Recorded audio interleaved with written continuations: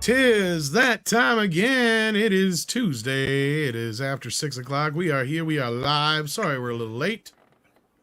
Good afternoon, good evening, good morning, whatever it is where you is. I am Tom Connors. With me tonight is Clobbering Times, ripping through Christmas. How you doing? Doing great, buddy. Thank you so much. I'm honored to be here, my friend. Hello there. Great panel and fantastic chat. It's good to see you all. Hope you're all doing well tonight. Yes, indeed. I'm so glad to see you all. Oh, and we also have joining us. Thank you. And I also have Krang in there. Dude, I love Krang. All I hear is Gilbert Gottfried when I see that. I hear Gilbert Gottfried speaking when I see that. So you got Gilbert in back of you. I swear Tom is the white version of Fatal J. Just how he thinks. I would have never thought of that.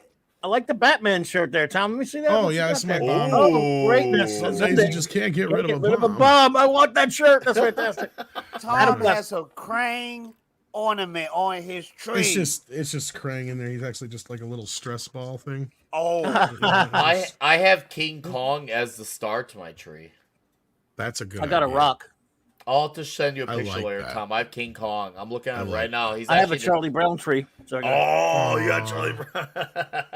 I did actually get his Charlie Brown tree one year, but that's a long story. Nick Weiser is here as well. How you doing, buddy? I'm good. Happy to be here. Hail to the chat. Hail to our wonderful mods. Goddess of Whim, Six, D-Bud. Any of you I missed, I apologize, but I do see you all there in the chat. Thank you for being here. Yeah. And, of course, as I mentioned before the show, it's nice to finally be on a show with Fatal J. So this is going to be a great icebreaker tonight. Yeah. Joining us once again, the mystery man himself is Fatal J. If you haven't seen him before, that's Fatal J. Check out his channel if you haven't already. Fatal actually did a comic book. Yes, I've heard that. He did. Yes, I showed it the other night on your guys' show, actually. Yes, you did. And guys, thank you so much.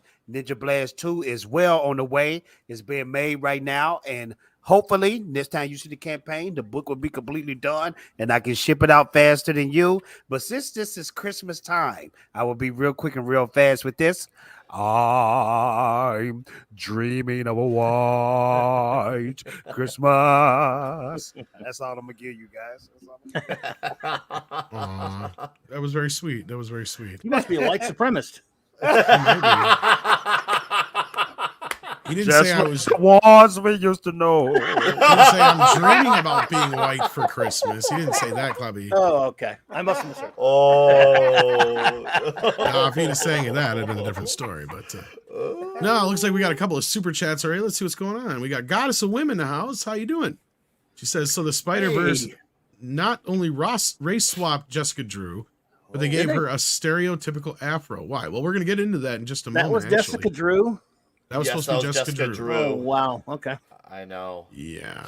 Milo Manara would not be happy. Gotcha. I will say this now, and I'll say it again when we get more people who come in as we get growing here. I'm and Clobby are going to have some of the most unpopular opinions on this movie. Here's your trigger warning, kids. We hated the first one. Big time. Hate it. I hate the very existence of the Spider-Verse. I hated it. You hated it? I fucking hated it. Yeah, I hated the very existence. I hate the existence of a Spider-Verse. It's Peter Parker Spider-Man. You guys going to hate me. No, we don't hate anyone. No, that's good. We need some balance. We need some balance because, the audience is going to turn on Clobby and I. So, hey, Jay, look, man, other opinions are always welcome, buddy. Now, we bust each other's chops over our opinions, maybe, but we're all friendly about it, man. Absolutely, absolutely. Yes, sir. I'm not worried about the panel. I'm worried about the chat tearing us apart. Uh-oh. I'll be nice. I'll be nice. You and I, Clobby, I don't know. I can't remember if you like it or not, Nick. I remember you saying you liked it all right. But I liked it, but I'm not, over the moon about it.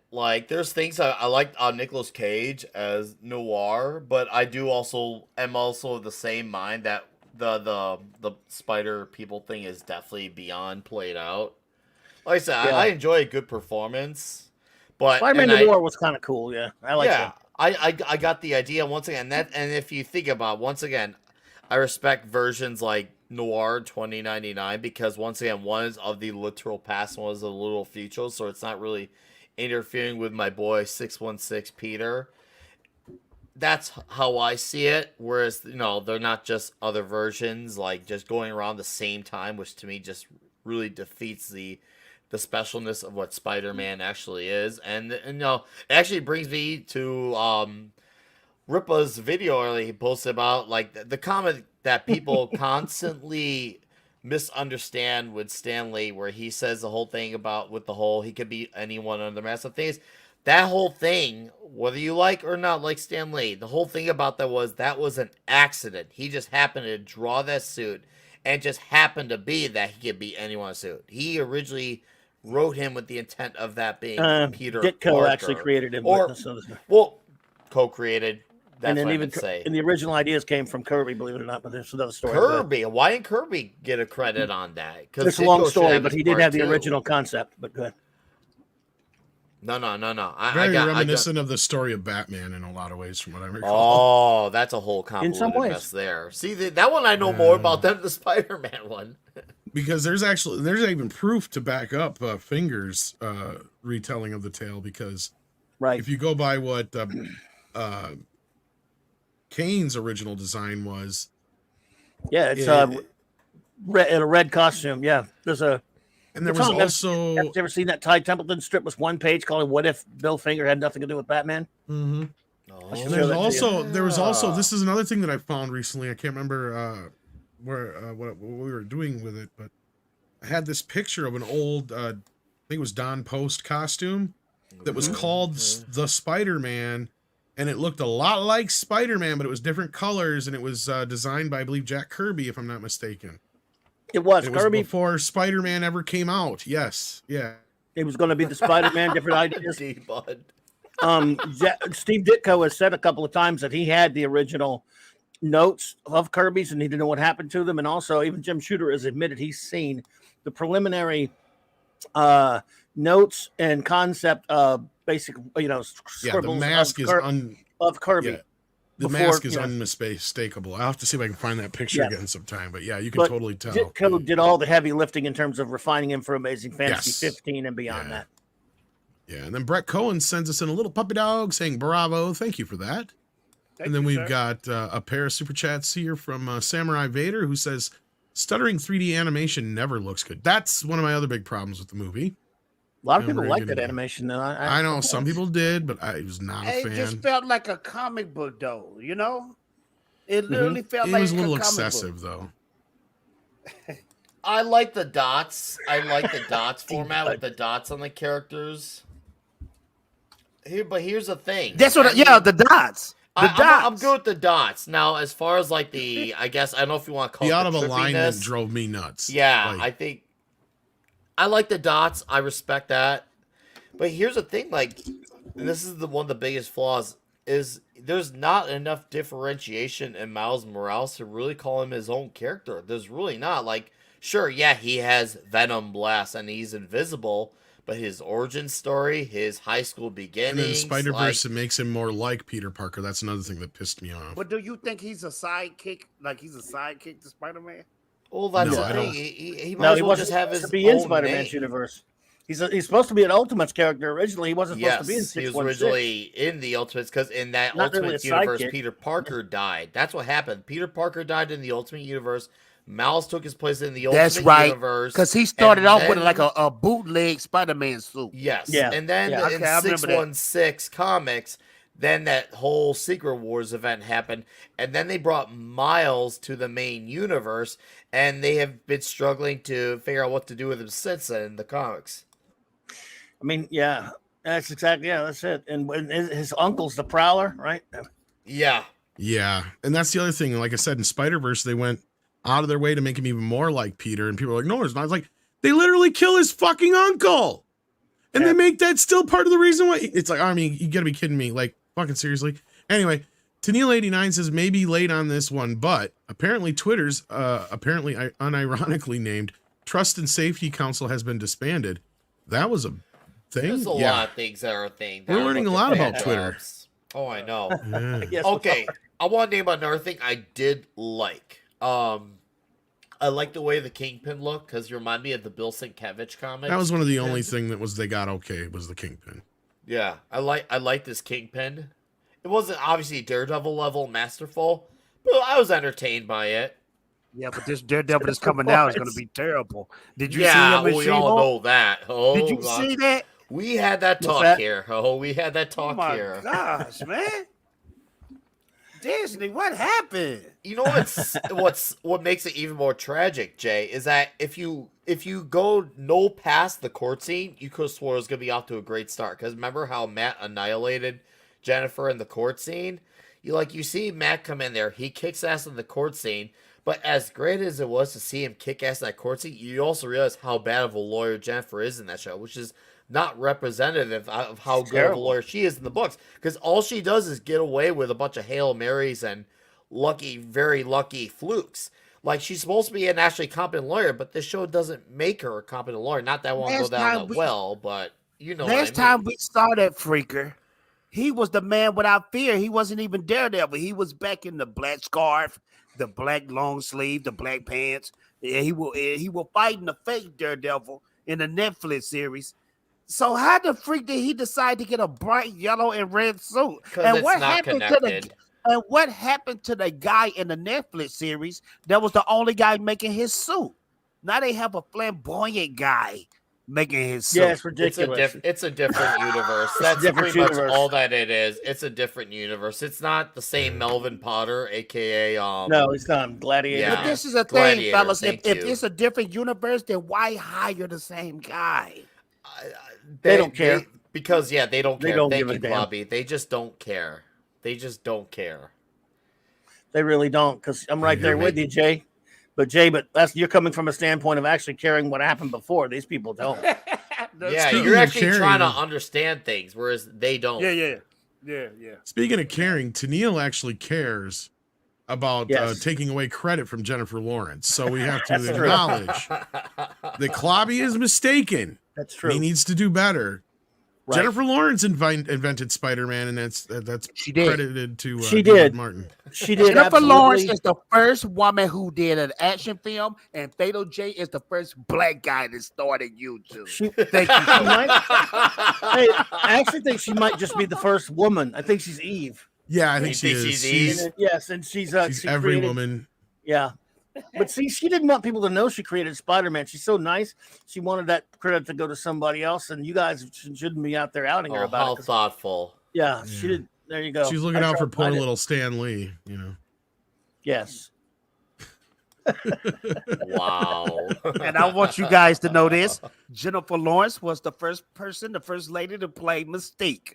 Get it right, okay? That's true. right. Very first. Oh, yeah, it's true. There's no such thing as Indeed. Rebecca Yeah. Romaine as Mystique. No such thing as Thing. Rebecca Romaine. Didn't happen. never heard of her. Pretend it. You didn't see that. Yep. Those 6 years of my life were invalid. Yeah.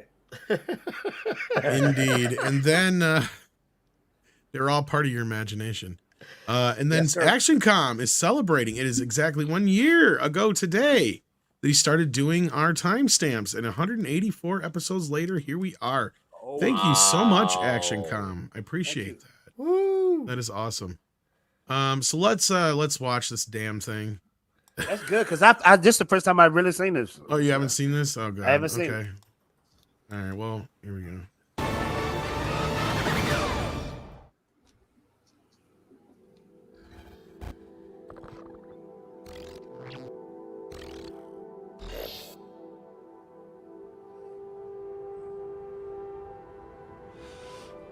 I can hear you being quiet, Mom. I hope I didn't ice your game, man. No one my age says those words in that order. It's just hard to see my little man not being my little boy all the time. Yeah. You know, for years I've been taking care of this little boy.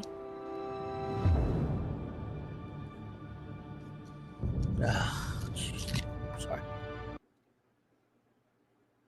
And then, like, the next, 30 seconds of this trailer is just scenes from the first movie. Making sure he is loved, that he feels like he belongs wherever he wants to be. But he He wants to go out into the belongs. world and do great big things. You mean like Miles Morales isn't Spider-Man? Maybe. It's not. Not bad, kid. And what I worry about most I love you, Miles. is they won't look out for you like us. Miles! Want to get out of here? Wherever you go from here, you have to promise to take care of that little boy for me. Make sure he never forgets where he came from. I don't know who they got doing his mom's voice, but she's not a very good actress. I'm sorry, but anyway. And he never doubts that he is loved. And he never lets anyone tell him that he doesn't belong there. I'm assuming that's supposed to be Jessica Drew then. So that's Jessica Drew now? Yes, that was You gotta Jessica promise, Drew. Miles. At least for this. Okay. I promise. All right. Good, they're all kicking his ass. Who do you think you are? Really? Yeah, We who do are you supposed to think? be the good guys. We are. That's the best part. Watching him get his ass beat by that Spider-Man. Was that like looked like Spidey? That was 2099. 2099. 2099, yeah, it was Miguel. Miguel Well, I don't- O'Hara. Yeah, I don't mind him that much because I never really read his book that much. But at least But he's no, I have. from a different time period. Look at Jay though. He's like a kid in a candy store. I think it's dope. Him fighting all the other Spider-Mans, I like that. I'm not gonna lie. Now I could hate it while I'm watching it, but I You like could, that. but- Little, I like You that. don't have to hate it. Yeah. Yeah. I enjoyed the first movie, man. It was a surprising thing. I didn't think it was gonna turn out to be that good, you know. But I can see how people don't like it, but I enjoyed it.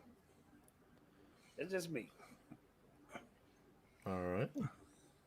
Okay, There you go. commence the thrashing. Let's be mean to Jay since he's new here. We got to be mean. Oh, to okay, him. they just mean me. Wow, already? Wow. Yeah. Yeah, The Legion Fatal of Jay Memers Oh, are this is the already real- out in full force the already. Legion The of real Memes. Miles Morales. The Legion of Memes get me all the time, man. I'm used to it. Nah, Fatal J was Miles Morales, so he'd come up with a better name. I was than gonna say Spider-Man. Phil J's Yeah. way too creative to be Miles Morales because he actually creates and doesn't imitate. Yeah. Unlike Yeah, Brian man. Michael Bendis. But Oh. this is what I always wonder. Okay, Miles Morales. What is his official hero name? Spider-Man. It's Spider-Man, but it shouldn't be. Ultimate Spider-Man. Which is the Or worst. Ultimate Spider-Man. Like yeah. the thing with two heroes going around the same name to me is just the dumbest thing, especially in the same universe. Because we call him Miles Morales Spider-Man. We're calling him by his real name and then saying his alias. Yes. Even on his yes. action figure, they do that. Yeah, when you go to stores, even all comic books, they address him as Miles Morales first. Like, and that's like you go to any generation and they always refer to him as Miles Morales. Even Zers do it. And that's saying a lot because Zers are all up in their postmodernist like logic, yet they still refer to Spider-Man as Spider-Man and Miles Morales as Miles Morales. I've seen it happen. Maybe not all of them, but I have seen Zers do that. Even Zers have gotten things right before too. I've seen it. I swear on that. Kid Arachnid. I like that. It's a better name than keeping him Spider-Man. That I Spider gotta Boy, agree Spider with. Kid, It Yeah, is. yeah. Yeah. It is. Well, To be real. we all well. Do I you would all, respect the character more. I would too. I would too if he had some originality to him. Well, that's Yeah. the thing. He was created just to say, "Hey, listen, we gave you basically a race swap Spider-Man. That's all that it was. Is we're here just to say we gave you a race And they swap killed Spider-Man." Peter Parker in that universe to do it. Yeah, that's all that was, and that was something Bendis himself admitted that was part of his intent because he said that, and I don't blame Bendis. I do. Sorry, You should. because he said he had kids who like were focused on the whole I don't identify with this character because they don't look like me. And the worst part as a parent is you should be teaching your kids that your kids should identify with whoever's a hero is a hero, regardless of what they look like. Like when I was a kid, I was all about Bruce Lee, Spider-Man, and I obviously don't look anything like Bruce Lee. He has black hair. He's some type of Asian. We'll just say some type of Asian, and he kicks all sorts of ass. I can't do any of those things, and he's still an inspiration to me. The whole idea that you have to have someone look like you in order to gain like influence me is just very narcissistic. Because let's not forget, in the 90s, a whole generation of people grew up on a certain guy named Michael Jordan. No one, and I mean no one, was just like, oh man, I can't get into basketball because I don't look like Michael Jordan. Michael Jordan is the greatest. And people were inspired by that. Even the generation after was inspired by that. And the generation after that lives under Michael Jordan's shadow. Yeah. And that's because it was talent. They said, people would look at me, oh, I don't look like Jordan, so I can't be anything. They're like, no, Jordan's the inspiration. There's nothing wrong with that. Indeed. Yeah, I mean, look, logistically, I didn't like the first movie. Didn't care for the story all that much. Didn't like the changes they made to Miles. Didn't like how they basically almost Jake Skywalkered Peter Parker. And people forget that that's technically supposed to be Tobey Maguire's Spider-Man. And I just wasn't a fan of the animation style. Wasn't a fan of the backgrounds that were all out of alignment and stuff. But it's not made for me. Yeah. It's made for little kids. So, I mean, I get that. I have a kid in mind, so it's right up my alley too. Yeah. In that sense, like, as far as like, Well, me too. I mean, yeah. Hey, we got the other Jay in the chat. How you doing? What up, Trump? Yeah, Jay, he says you owe him $2. Come on, man. Fork over $2. Where's my me? $2? That's what he said. Yeah. Well, drunk. Yeah. Sorry to say, but you talk about my mom all the time, so no. Oh, well, hell no. Oh, yeah. I get Stop that. talking Hey, about Little my Jay mom. and I are in an elite club where we've been retweeted, deleted, and blocked by John Cusack. Wow. Oh wow. yeah, I was Nice. yeah. nice. And chances are, if you've been blocked by John Cusack, it's because you follow one of us. Yes.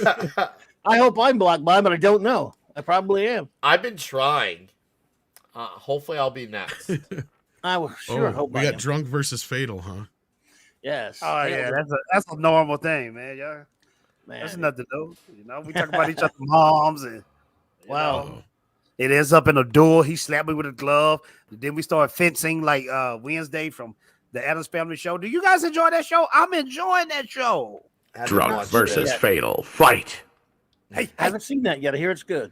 it's good, man. The girl delivered. Ortega, she delivers. Real good show. Cool. Drunk. I've heard it fish. has its issues, but I've heard good things about it. It has its issues. The guy that plays Gomez, Yeah, it's I'm kind of glad a to hear it, different kind John. of a casting for that. Yeah. he's a legendary actor. Don't get me wrong, but Yeah, he's it's not, kind of the wrong casting. You think? it's the wrong maybe? casting. Yeah. Yeah. Warrior Justice says, See I'm that? dreaming of white women. There you go, my I think friend. that was in response to your singing, I'm dreaming Oh, of but what? Yeah. white women. Where the white women at? Megan J says, Tom, how much do you see Spider-Verse 2 making at the box office? It's not a lot. The first one didn't do very well. 250, maybe 300. I think around 300. I'm gonna be actually more generous. Oh, and then on the Flash has number. got to come in here and give me some shit about Yellow Spider-Verse. Flash. It's only because the movie sucks. Yellow Hi, Flash. Flash. Oh, Patty Jenkins just tweeted, huh? Oh, Yeah, we she gotta see said what you that's guys. all about. Yeah, I saw. She said you guys stop talking bad about Spider-Verse. I love it. Leave me alone. Yeah, she That's probably what did. she tweeted. That's what she tweeted. But let me tell you something. I know that Sony is trying to start this SCU, Spidey Cinematic Universe. Yeah. Really? Tom Holland, 9 times out of 10, is going to be in this movie. What going forward, is Tom Holland strictly with Sony now? No one knows. No, there's still the Disney deal for a couple more movies at least. Yeah. That's not okay. official. It's not official yet, though. But I remember we speculated about a month after No Way Home hit theaters. What we last heard, that was a while back, was that they want to renegotiate for him to do another trilogy's worth of movies. Yeah. If I remember correctly, Tom, was that what it was? Something like that. I trilogy's think worth it's of 2 movies? more. I think it's like and then 2 more trilogy or 2 more, appearances, and then yeah. 2 more appearances in other movies, whether it was like a think it was a supporting total role of or 5, cameo. yeah. 5 more movies overall. Because this is the thing. I disliked him very much Okay. on those first 2 Spider-Man movies. But I walked into the theater disliking Tom Holland in No Way Home, and I walked out loving Because the he guy. actually became You Spider-Man. did a good job, man. He's actually Yeah. my favorite so Well- far. I mean, of course, Spider-Man 2 is still the best Spider-Man I can movie, understand but that, Tom, because when I walked out, I was like, now is he my favorite too? He Well, could be my um, favorite.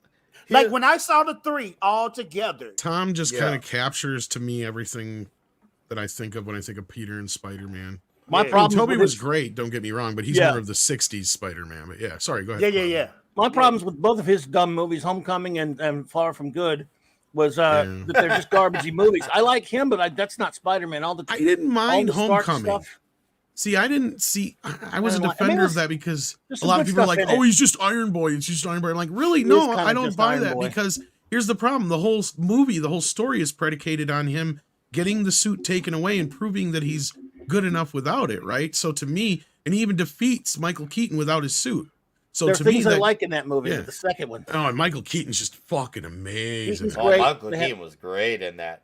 I'm No, with you. here's There are what- good things in it, but man, I just don't like the whole relationship with Stark that he has in those movies. Even though I think he was good in Civil War, it just doesn't feel like Spider-Man at all. Here's what I like about that trilogy of movies in retrospect. It feels like one big long origin story. That's what I like about it in It kind of retrospect. is. It And feels that's like what I it was- feels like an extended origin story of him becoming Spider-Man throughout the course of 3 movies. And this is something I would have obviously Yeah. never had predicted, you know, when Homecoming I or Far did. From Home was in theaters. Well, hey, you I did. did. I did it. So No, I know, but I was like, I kept telling people because and it's nothing against you personally, Nick. It was like yeah, I know. there was a lot of people though, because I didn't even like the second film, to be honest with you. Me, I had the problems everybody had with the first film. Iron Okay. Man is looming too much over the second film. Yeah. Like that's the whole movie is like, oh, what was me? I'm missing Iron Man. It's like, go do some Spider-Man shit and shut the fuck up. Like the best part of that movie is when he wears the black suit and he's what you would call it, Night Monkey or whatever. Night Monkey. Like I that like- was my favorite bits. But like no, and that's what I kept telling people is like we've had 5 movies now where Spider-Man has been a man. And that's what everybody's griping is, well, I don't want Spider-Boy, I want Spider-Man. It's like, well, when I think of Spider-Man, usually he's still in high school. Yep. Like in every movie, they always end up push him out of high school by the end of the first movie, if not within the first movie so far. This is the first time we actually get to see him be a, teenager growing up. I don't mind that. I told people, I'm like, wait, by the end of this trilogy, he will be Spider-Man. They're like, well, I want Yeah, Spider-Man and he now. was. It's like, he well, had his own suit that was homemade. He lived in his own apartment in New York City, going back to street level stuff. He was being Spider-Man. He was being the friendly neighborhood superhero that we know and love, raised in Queens. Yeah, no, at the end, he was in that suit at the end of No Way Home. Trust me when I said that was probably one of the closest moments in my life I ever had to having That a was heart great. attack in the best way possible. Love I that thought scene. I kind of freaked out when I saw him lip slinging in that suit. I'm like, oh. VR. Valiant. Oh, This I shit was is trying to spicy, sneak in the Eric. back. I'm sorry. I don't have too much time, but okay, Tom, I just sent you a link in the private chat. You need to check this out. It was just dropped in the last Oh, 20 it's gonna minutes. be good. Man, he's always this- big time. Man, in you this, man. always say I that, had man. this ready to go Every, if this is what you're every talking time about. I'm on the Big time in this, stream, Yeah. every time I'm on the Oh. stream, I notice you do that. I don't have much time, guys. Yeah, I man, don't- he's well, put the big time in, dude. the next- That means he'll be here After- for another hour. That means, It's good to see you, Nick. Great to see you, Fatal J Man, and Klobby, Good of to course, see as you. Hey, always. buddy. Good to see you, my friends. No, I'm sorry. I've got kids to go pick up tonight in a little while. The next 2 weeks, I'll get a break once school's out. But no, Same here, bro. I Same here. just saw this. Patty Jenkins basically just going on a narrative about all the stuff going on right now with her. Yes. And if you scroll down, go see the comment I dropped. I'm like, basically, what about your role as director of Cleopatra? Didn't see that get mentioned. Oh, I Oh. forgot about that. I'll get a ugly message in the morning. But anyway, no, I saw y'all were talking and I'm like, I'm running around the house trying to do a bunch of stuff. And I sent this to Tom's DMs on Twitter and I'm like, shoot, he's on the show. He's never going to see this. Let me just go pop it into the private chat if I can sneak in the back real quick, drop it and bug out. But anyway, no big deal. That's like some Snake Eyes G.I. Joe covert mission type stuff. Go in Yeah. the back door, drop a bomb, go back out, never get discovered. The only reason I saw this was another YouTuber friend of mine had retweeted it, and I'm like, holy crap, I was reading this thing. Like, what? I mean, Yeah, somebody brought it up in the chat, and I was getting to it actually. Funnily enough. Well, I see something so far about Rogue Squadron. Well, I'll read this out loud here. Okay. I got to put on my Patty Jenkins voice here. Hang on. Oh, yes. I'm not going to talk about the private career. I'm not going to not want to talk about private career matters, but I will not allow inaccuracies to continue. Here are the facts. Oh God. Holy hell. Originally, hold on, I need music for this. Oh no, he's gonna make it worse. Oh, yes. Yes. Bring it on, man. This is not gonna work. I need. Come on, I'm a director. Seriously, we can't just be having this be nothing in the background. So like, no, that's not it. No. Oh my God, it's so fetch. Here we go. Stop trying to make fetch happen. Okay. I originally left Rogue Squadron after a long and productive development process when it became clear it couldn't happen soon enough. And I did not want to delay Wonder Woman 3 any further. When I did, Lucasfilm asked me to consider coming back to Rogue Squadron after Wonder Woman 3D, which was honored to do, so I agreed. They made a new deal with me. In fact, I am still on, and that project has been in active development ever since. I don't know if it will happen or not. I don't know why I would say that after I just said that it was in active development.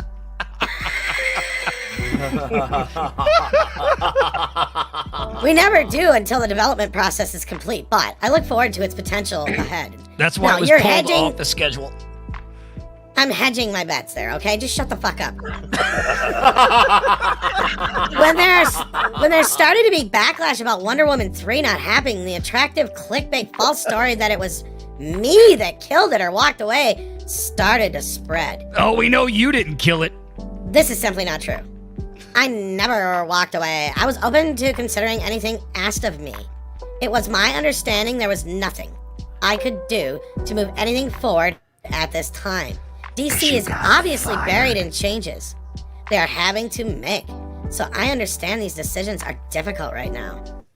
And basically, I am not the one who leaked that story the other day, and it made me look like a bitch. I do not want what has been a beautiful journey with Wonder Woman to land on such a negative note. I have loved and been so honored to be the person who got to make these last two Wonder Woman films. She's incredible. She's an incredible character. Living in and around her values makes one a better person every day. I wish her and her legacy an amazing future ahead with or without me. Oh God, please clip this. Walking side by side with Linda Carter, an absolute legend, unlike Gal Gadot. Bitch. Anyway, absolute legend and beacon of goodness and light has been a thrill. I have learned so much from her and will cherish her as a friend and mentor always. My crew has been like a family and fought every day to give the world the best films they could. And Gal, well, fuck her. Jeez. No, she is. I'm just kidding. She's the greatest gift of all. And she's the greatest gift I ever could have received in this whole journey, even though I didn't get to pick her. She fired you from Cleopatra. Inspiration and sister. There are no words I can use to convey how magical she is. She is the walking embodiment of Wonder Woman in real life, and a better person than the world can imagine. Never once in the millions of moments I have spent with her did I see anything less. She is a gift to this world, and even more so to me. Lastly, but most importantly, thank you to the incredible Wonder Woman fans and for all of your money, love, and support. Wonder Woman fans are often not the most visible in the media and online, but I want you to know that I see you, and I've always celebrated you and your importance. You were first and foremost in our minds every day. We made the last two films. You are the best and most loving people, and I look forward to always celebrating you. Thank you all for this wonderful journey. Keep up the Wonder Woman spirit. Any day that you face struggles, try asking, what would Wonder Woman do? chop a motherfucker's head off, probably. I hope her beacon of love and Bacon. truth and justice is always there to lead the way for you, as she's done for me. Thank you, Patty. Kevin, Oh God. I have one thing to say to you, motherfucker. While I'm on this rant, Oh God. I am so glad and thankful every day you didn't let me direct Thor. Oh my God. Somebody pass me a morning after pill because I feel like I just got fucked. That's perfect. Perfect. Wow. That was amazing. Oh my God. That was Oh great wow. stuff, Tom. Well done. Okay. Oh God, can you smell the oozing bullshit out of that, eh? Yeah. Well, that's why, like, if you scroll down, I don't know if my comment is, it should be there, but that's why I said, what about Cleopatra? Because you're not director anymore. What happened with that? All this happened within a few months of each other. And my thoughts exactly, I'm like, what a bunch of deflective bullshit. It's like, I didn't quit, and like nobody accused you of quitting, Patty. She even basically tacitly said she was let go. She was fired. I was there. I was willing to listen to this and do that and the other thing. I mean, the tone of that is, I wanted to do the show and they didn't want to let me do it. That's what she basically just said right there. I don't know how else to interpret that. I call bullshit on everything she fucking said. Well, I do too. yeah, that's my point.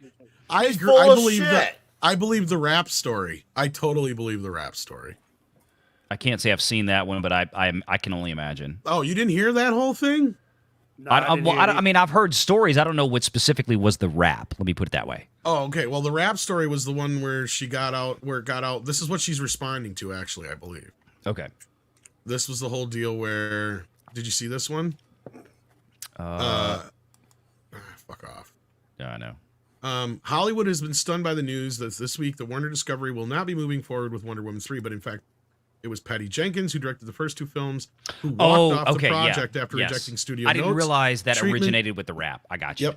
Yeah. And multiple individuals have told the rap, and then basically for those who may be wondering what happened here, jump ahead. She brought in her treatment, and Mike DeLuca and Pam Abdi said they didn't get it, and it didn't fit with what they were doing going forward. Could you come back with a different treatment? And she got all pissed, said she knew they were wrong, didn't understand her character, didn't understand character arcs, and didn't understand what Jenkins was trying to do. And then she was so pissed that afterwards, after she stormed out, that she emailed Mike DeLuca the Wikipedia definition of character arc. Oh, wow. What? Oh, boy. That's how fucking bad she was harboring this shit. It had a And then- picture of Ray Skywalker next to it. Yeah, the report went on to say she was completely resistant to any of James Gunn and Safran's notes. She did not want to allow them to have a seat at the table or have an opinion on something she knew that she might come up with. Yep. An insider told her, or told the rap, I mean. Yeah, that whole Twitter post is, please, dear God, let me try to save my career right now. Yeah, because you can tell that this tweet burning into flames. You can tell this tweet from Gal Gadot is her telling us that, yes, I am still Wonder Woman. Yes. And the timing of when she put this out and the timing of the news of we heard it all. A day later. Yeah, so I don't know if you guys have seen our recent video we just had dropped last night. I suggest checking it out. We cover this in pretty good detail. I watched it. And I know, Jay, this is something you wanted to jump on. I don't know how much time you have left, Valiant, but this was Not too ironic long. that this happened anyway because, this is something Jay is actually here for today. He wanted to talk some DC stuff. Yes, And, sir. so let's kick it off with Patty Jenkins. I'll let y'all talk. I got to hop in the car, guys, but I will All right, be love you, Valiant. listening. Take care. All right, buddy. Good to see you guys. Take Yeah, care. yeah. I just want to say this, bro. Man, we started off in the trenches together, man. I'm so glad and just impressed on how your channel is doing, man. Keep on rocking. Fatal J got your support, brother. Man, I'm gonna tell you what. I will say this since I'm here, and you are very, very kind, man. And look, Fatal J has been a Valiant Renegade fan since the very early days. Been on his channel, been on with some other friends. He's always been a big supporter, and I'm Yes, sir. tremendously appreciative of everything he's done and all the support he's given me. So Jay's been around for a long time. yeah, y'all have a great show. I'm going to be listening. All right, All yeah. right, guys, take care. Be good, All right. buddy. All right, before we get knee deep into this DC shit, let's get these super chats because they both have to do with Spider-Verse anyway. Rolando A. Ramirez was generous enough to send us in $5. Thank you. And he says, so he has to fight all the other spiders to prove himself. Okay, I see what they're doing. Exactly. I think you know what I'm getting at. Yeah. Like Miles has got a little bit of an identity crisis going on there, if you ask me. But anyway, Jack White says, the best criticism I've heard about Miles Morales' Spider-Man name is that there's a lot of different breeds of spiders that you could use for the superhero name, like Ben Reilly, the Scarlet Spider-Man. Yeah. Kid Arachnid, I'd have, if his name was Kid Arachnid, you would not hear this shit from me. Right. I would not be Yeah, bitching. Ben Riley's a Scarlet Spider. Yeah. I'm not Fatal a fan Jazz- of like, go ahead. Fatal J is going to keep it more simple than that. Black Panther, Black Spider. There you go. You know, that may be a little too on the nose. I was gonna but, say, man, that's ambitious. So you want to go that route? But I'm not gonna. If a black man came up with that, I wouldn't say shit. Black Spider. That's it, man. Black Spider. Not a goddamn word would come out of my fucking mouth. Yellow Well, Flash. there is too, actually no. So when Kirby created the Black Panther, that is Yeah. an animal called the Black Panther. It wasn't just called a panther. They actually have referred Yeah. to the character. Yeah. Yellow Flash says Patty is full of it. Yeah, I think so. I believe the Raps version of events. What up, So Yellow Jay, Flash? let's get into this business here. You had Yes, a lot sir. of questions for us. You've had a lot of feelings about DC. Yes, sir. You are a well-known Snyderite or whatever you want to call yourself. Yes, sir. But I'm a realist too. I'm not one of those Snyder heads that say, "Oh, Zack Snyder, he has to do it. He has to do it." No, I'm not that one of those guys. I am really excited to see what James Gunn has to do, will do with the DCU because he's a great filmmaker. I have to give it to him, man. I have to give him kudos. The Guardians of the Galaxy, even his brother when he did Brightburn. That was an incredible Superman movie. And yes, that was a Superman movie. It was an evil Superman movie. So I want to see what James Gunn can do. So was Man of Steel. But anyway. Oh yeah, that Man of Murder. Yeah. Yeah. Anyway, sorry, Jay. I had to. Go ahead. I understand, man. That's my new friend Jay. I had to and being mean to him like after our first meeting. I'm sorry, Jay. I understand, man. I understand. Go for it, buddy. So you ready? Ready. Yo, Tom. Yeah. What is your big questions going into this? I know you had a few. Okay. I got a few things in the backstage. One of them is the Dwayne Johnson link. If you can pull that up, if you want to. Oh. Okay. And it says Dwayne Johnson allegedly leaked misleading financials as Black Adam controversy is growing. Ooh.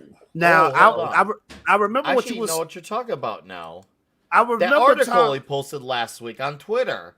That article where he said this is how Black Adam was profitable. I remember because Razorfist retweeted that. Seems this like and he wrote this seems like a kind of an unusually petty tweet from Dwayne Johnson, which is really weird because he doesn't seem like one who does that like often. He's not one to really act like that on Twitter or social media ever. But this is like this will be like the first The Rock flop. So do you think ego might be playing a part too?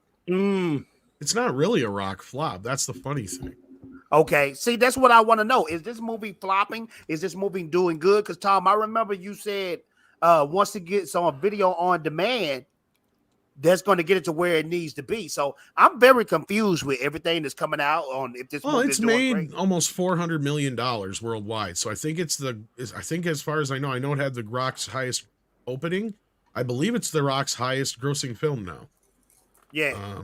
So in that sense, like that's what I kept hearing was like, here's the difference. Like, you know, when you say, well, how can it be a big deal if Batman didn't make $1 billion, but Black Adam only made 400 million? How is that not the same kind of boat?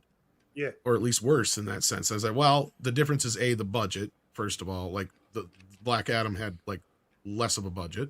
Which is Secondly, ironic. You think Batman would have less of a budget because he's You a more think- grounded character. Batman's budget was like 250 Yeah. million. Oh, I know. and, I'm like, aware. A big It's part just of that the- was because of COVID, but yeah. It's just the irony of it all. You would think Black Adam, because of the powers, the Justice Society, and all that, you know, you have to actually, there's a lot of shit to do to make a movie like a Black Adam movie work, whereas Batman, you could do more actual practical stuff, but carry on. Well, and aside from the fact of whatever they spent on P&A, which I'm sure they spent more on the Batman anyway, but that's neither here nor there. The other difference being is that the expectation part of it. They went into this expecting this to do better than The Rock's biggest films, and it has. The Batman, on the other hand, was expected to do $1 billion. And I know there's going to be about 5 people in the chat now are going, oh, well, you can't expect. No, fuck that. The Joker made $1 billion. Yes, it did. Okay? There is no fucking excuse for a I agree. Batman movie not to make $1 billion. And that's what I was told by several fucking people, is that yes, it was successful, but it was way below their expectations. Yeah. And that's what sent mixed signals about the Snyderverse and everything going forward. Yes, sir. So as far as this being profitable, I think The Rock is, at first when I saw the tweet, I thought he was lobbying to keep this universe going. But then Gal Gadot put her tweet out. So I'm like, okay, something's going on here. And what we've heard is that while James Gunn is off in Aspen writing shit, they have Peter Safran doing phone calls, talking to people, having meetings. I have a feeling, and this timing all kinds of coalesce with Gal Gadot putting out her tweet, The Rock putting out a tweet, and us finding out that Patty Jenkins is gone. Right? It's like a domino effect. It And Tom, does. I want to add this real quick, Tom. I've noticed too what James Gunn is doing. James Gunn is actually going inside of Twitter, and I don't care how many followers you have. He is answering people, and he's shutting down a lot of lies and a lot of scoopers out there. One of my friends out there, Dinner Nerds, he recently just put out a tweet that said James Gunn does not like Henry Cavill. That's all he put up there. Okay. Another guy tagged James Gunn. James Gunn said, this is false. Dinner Nerds, he came back and said, I've heard from several people that you do not like Henry Cavill. That's just what I heard. James Gunn said, I don't know where you got your information from, but you need to get out of your mom's basement. So it's which is the harshest he's been yet to anybody, but yeah. Yeah, but I mean, it just blows my mind that you have this CEO and he's just tearing down all the false narratives, all the scoops, all that, and just seeing all these celebrities too coming out with all this strange news, like Patty Jenkins. Patty Jenkins never done this before, getting on Twitter and addressing her whole career. So something is really going on over there at DC that I can't put my finger on. So yeah, so then here's the thing: is I would have been like, okay, if Rock's tweet would have been in isolation, I'd have been like, he's lobbying for a franchise that ain't gonna happen. But since he put that out, and then Gal Gadot, and then the other news, I'm like, okay, maybe he did have a meeting with Warner or Peter Safran, and they are deciding to go forward with his franchise. Yeah. That's all I can think of otherwise. Otherwise, he's still trying to convince them guys that they need to go forward with it. That could very well be. Just the timing of it seems odd. If it was any other time, I'd be like, The Rock is desperately trying to keep this franchise going, even though I'm not so sure if Warner's would be so hopped up on it. But I think there's a few factors to this. One, if they're going forward with Henry Cavill, which it appears to be that's the case, despite all these stupid fucking rumors that are going around. I've heard nothing to that effect from my sources. Yes, sir. As far as I know, Zaslav wants Henry Cavill to be Superman. As far as I know, the plan is to have him be Superman. He may not have necessarily signed on for a long-term deal yet, but that was because he was waiting to hear what the pitch was. But there was enough goodwill there that got him back for Black Adam. And for him to go out there and say, yes, Superman is back, and I can't wait for you guys to see what we have in store for you. So he must have some semblance of an idea of what's going to happen. Yeah. See, that's what I'm saying. And then the other part of it is Momoa, he's kind of up in the air. There's been this rumor going around from various places that I've heard from other sources, and now starting to pop up in other places, that he's going to switch over to playing Lobo. And that doesn't make sense to me, Tom, because Aquaman 2, I don't think it's going to do $1 billion, but it could still be successful. Why would he make that jump like that to focus on Lobo instead of being Aquaman when that's a moneymaker? I can respond to that.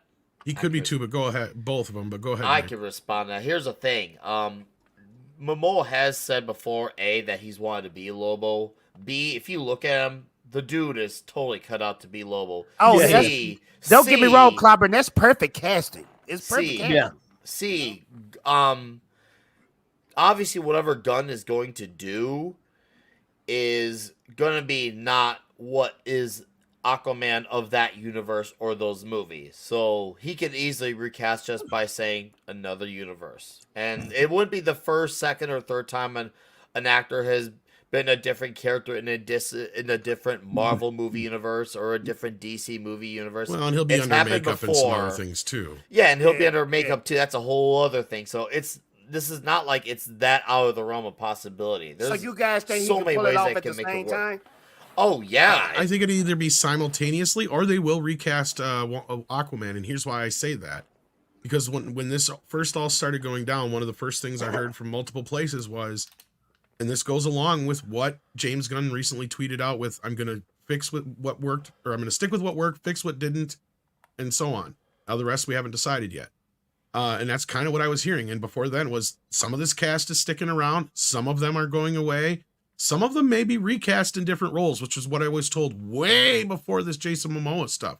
Yeah. So that's what I'm saying. That was already kind of put on the table. And I know this kind of leads into your next part. So we'll talk about Aquaman and Amber Heard here a little bit, because as you know, Yellow Flash brought up here in the chat, he's like, Aquaman 2 will flop if Amber Heard's in it. I'm not even 100% sure she's going to be in it yet, but there's a lot of people going around thinking that Ben Affleck's not going to be in it. But Yellow Flash also sent us a $2 super chat and said, send Snyderverse to the trash where it belongs. Well, I know not everybody shares that sentiment. Yes, Yellow Flash. You know you're breaking my heart right now, man. I think it's ran. I love it, Yellow Flash. Yellow Flash, you're one of my favorite channels, but you're breaking my heart right now. But speaking of Henry Cavill, because I don't think Warner would do him dirty again after all they've went through to get him back. I don't think they're gonna. Yeah, Lord Baratheon says here, though, is there a scenario where Cavill joins Marvel? There's nothing that says he can't be in a Marvel movie. And I think he's had a meeting with them before, but I don't see him in anything bigger than like maybe a side character role. Yeah, kind of like how point. I mean, yeah, he'd be like a SHIELD agent or some shit, probably. Yeah, I mean, knowing them, that's what they do to him. I'm just speculating. You guys don't think he'll be Hyperion, would he? He can work as Hyperion, but they won't get him right either. Hyperion needs to be a chick. Yeah. They're gonna make him turn Hyperion into a chick like they do everybody else. So. Yeah. So this rock thing, I would say I can't give you a straight answer on. I wish I could. Okay. Do I think the movie's made money? I think it's gonna break even in the end. Will we see a sequel, Tom? Do you think? I think Black Adam will pop up in other movies. I don't know if he'll get a direct sequel. Okay. He should have never had a movie to begin with. Probably not. I mean, I didn't hate the movie, actually. I thought it was pretty decent, but I enjoyed it too. But this movie here, now it was 15 years in the making, right? Depends on how you 16 years. 15 years in the making, not in the making, but in the talking, it sure was, or even more than that. Talking is different than actually making. Yeah. When they started using him, I think when Johns or whoever it was started using him in Justice Society as this anti-hero type, which is not what he originally was, then yes, for some reason The Rock started getting more and more famous, and people started thinking, "Hey, there should be a movie with Black Adam played by The Rock," and that's fan stuff. It started in fan circles. Also, segue real fast back to Aquaman. Now, I did read an article where some people said they saw the test screenings, and Amber Heard was in Aquaman 2. Yeah, but she was like in the third act.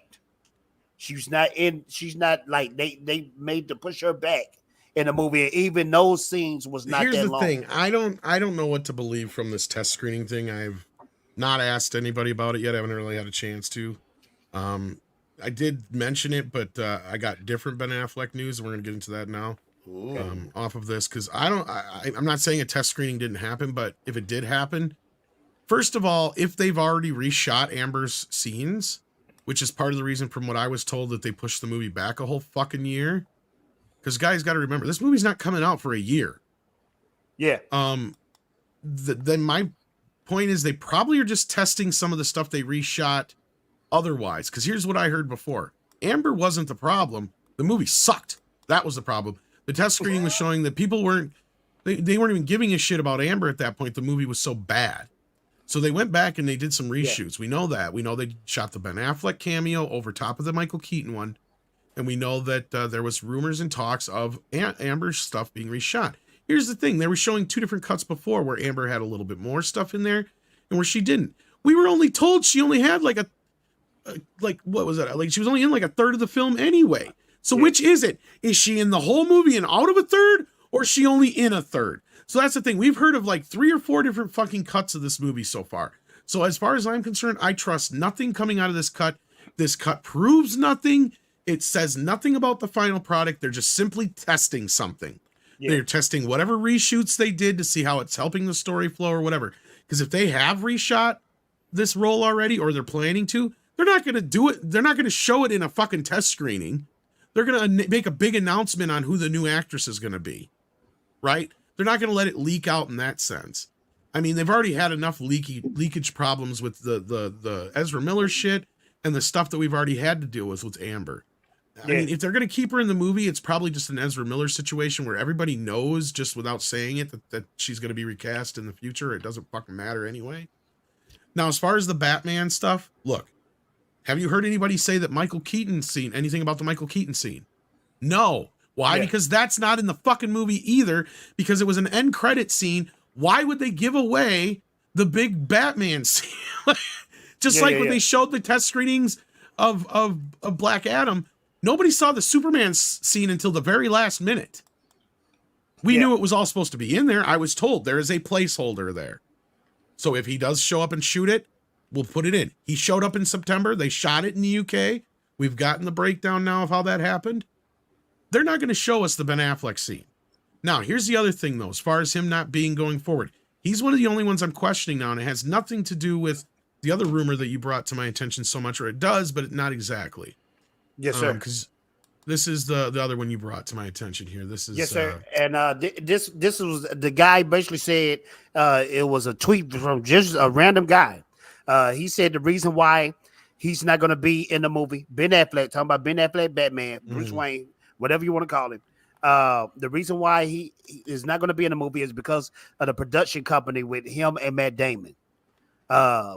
They decided to freeze it, whatever, and that's why we might not see him in this movie. So take it with a grain of salt. This guy is a very small Twitter person. He don't have that many following, so could be fake, could be real. I don't know. I just want to know you guys' opinion about it. Yeah, so looking at this here, it says, due to Ben Affleck's movement and creation of a new production company with Matt Damon, negotiations for Ben Affleck to return to the suit permanently in DCU have been frozen. So there's no Batman in the latest cut of Aquaman 2 recast is being considered. Now, the only thing in that I know that he's probably truthful about is, like I just said, yeah, they didn't show the Batman scene in the test screening. Why would they? Second thing about the recast being considered. I don't know about that, but I do know that there is some issues with Ben right now. And I reported on this the other day on the morning show. And again, take this with a big grain of salt. But basically, this is kind of some tabloidy shit. A rumor going around is that the honeymoon is over. J-Lo and him are not getting along right now. He's having issues with J-Lo. That's causing issues with him and Matt Damon. Laughing, man. I know. I'm fucking serious, though. This is the honest to God truth. This is the honest to God truth from what I heard.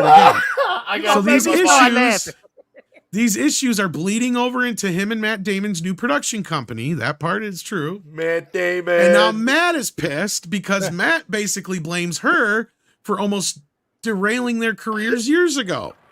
So Matt is like, oh my God, this is Benner for 2.0. What the fuck is going on? Him and Ben are arguing. Ben and Jen are arguing.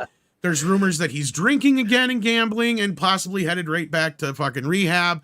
Dang, so that's what I've heard is getting in the way more than anything. I don't know anything about this freeze on him not. That is bullshit. That is the dumbest shit I've ever fucking heard in my life.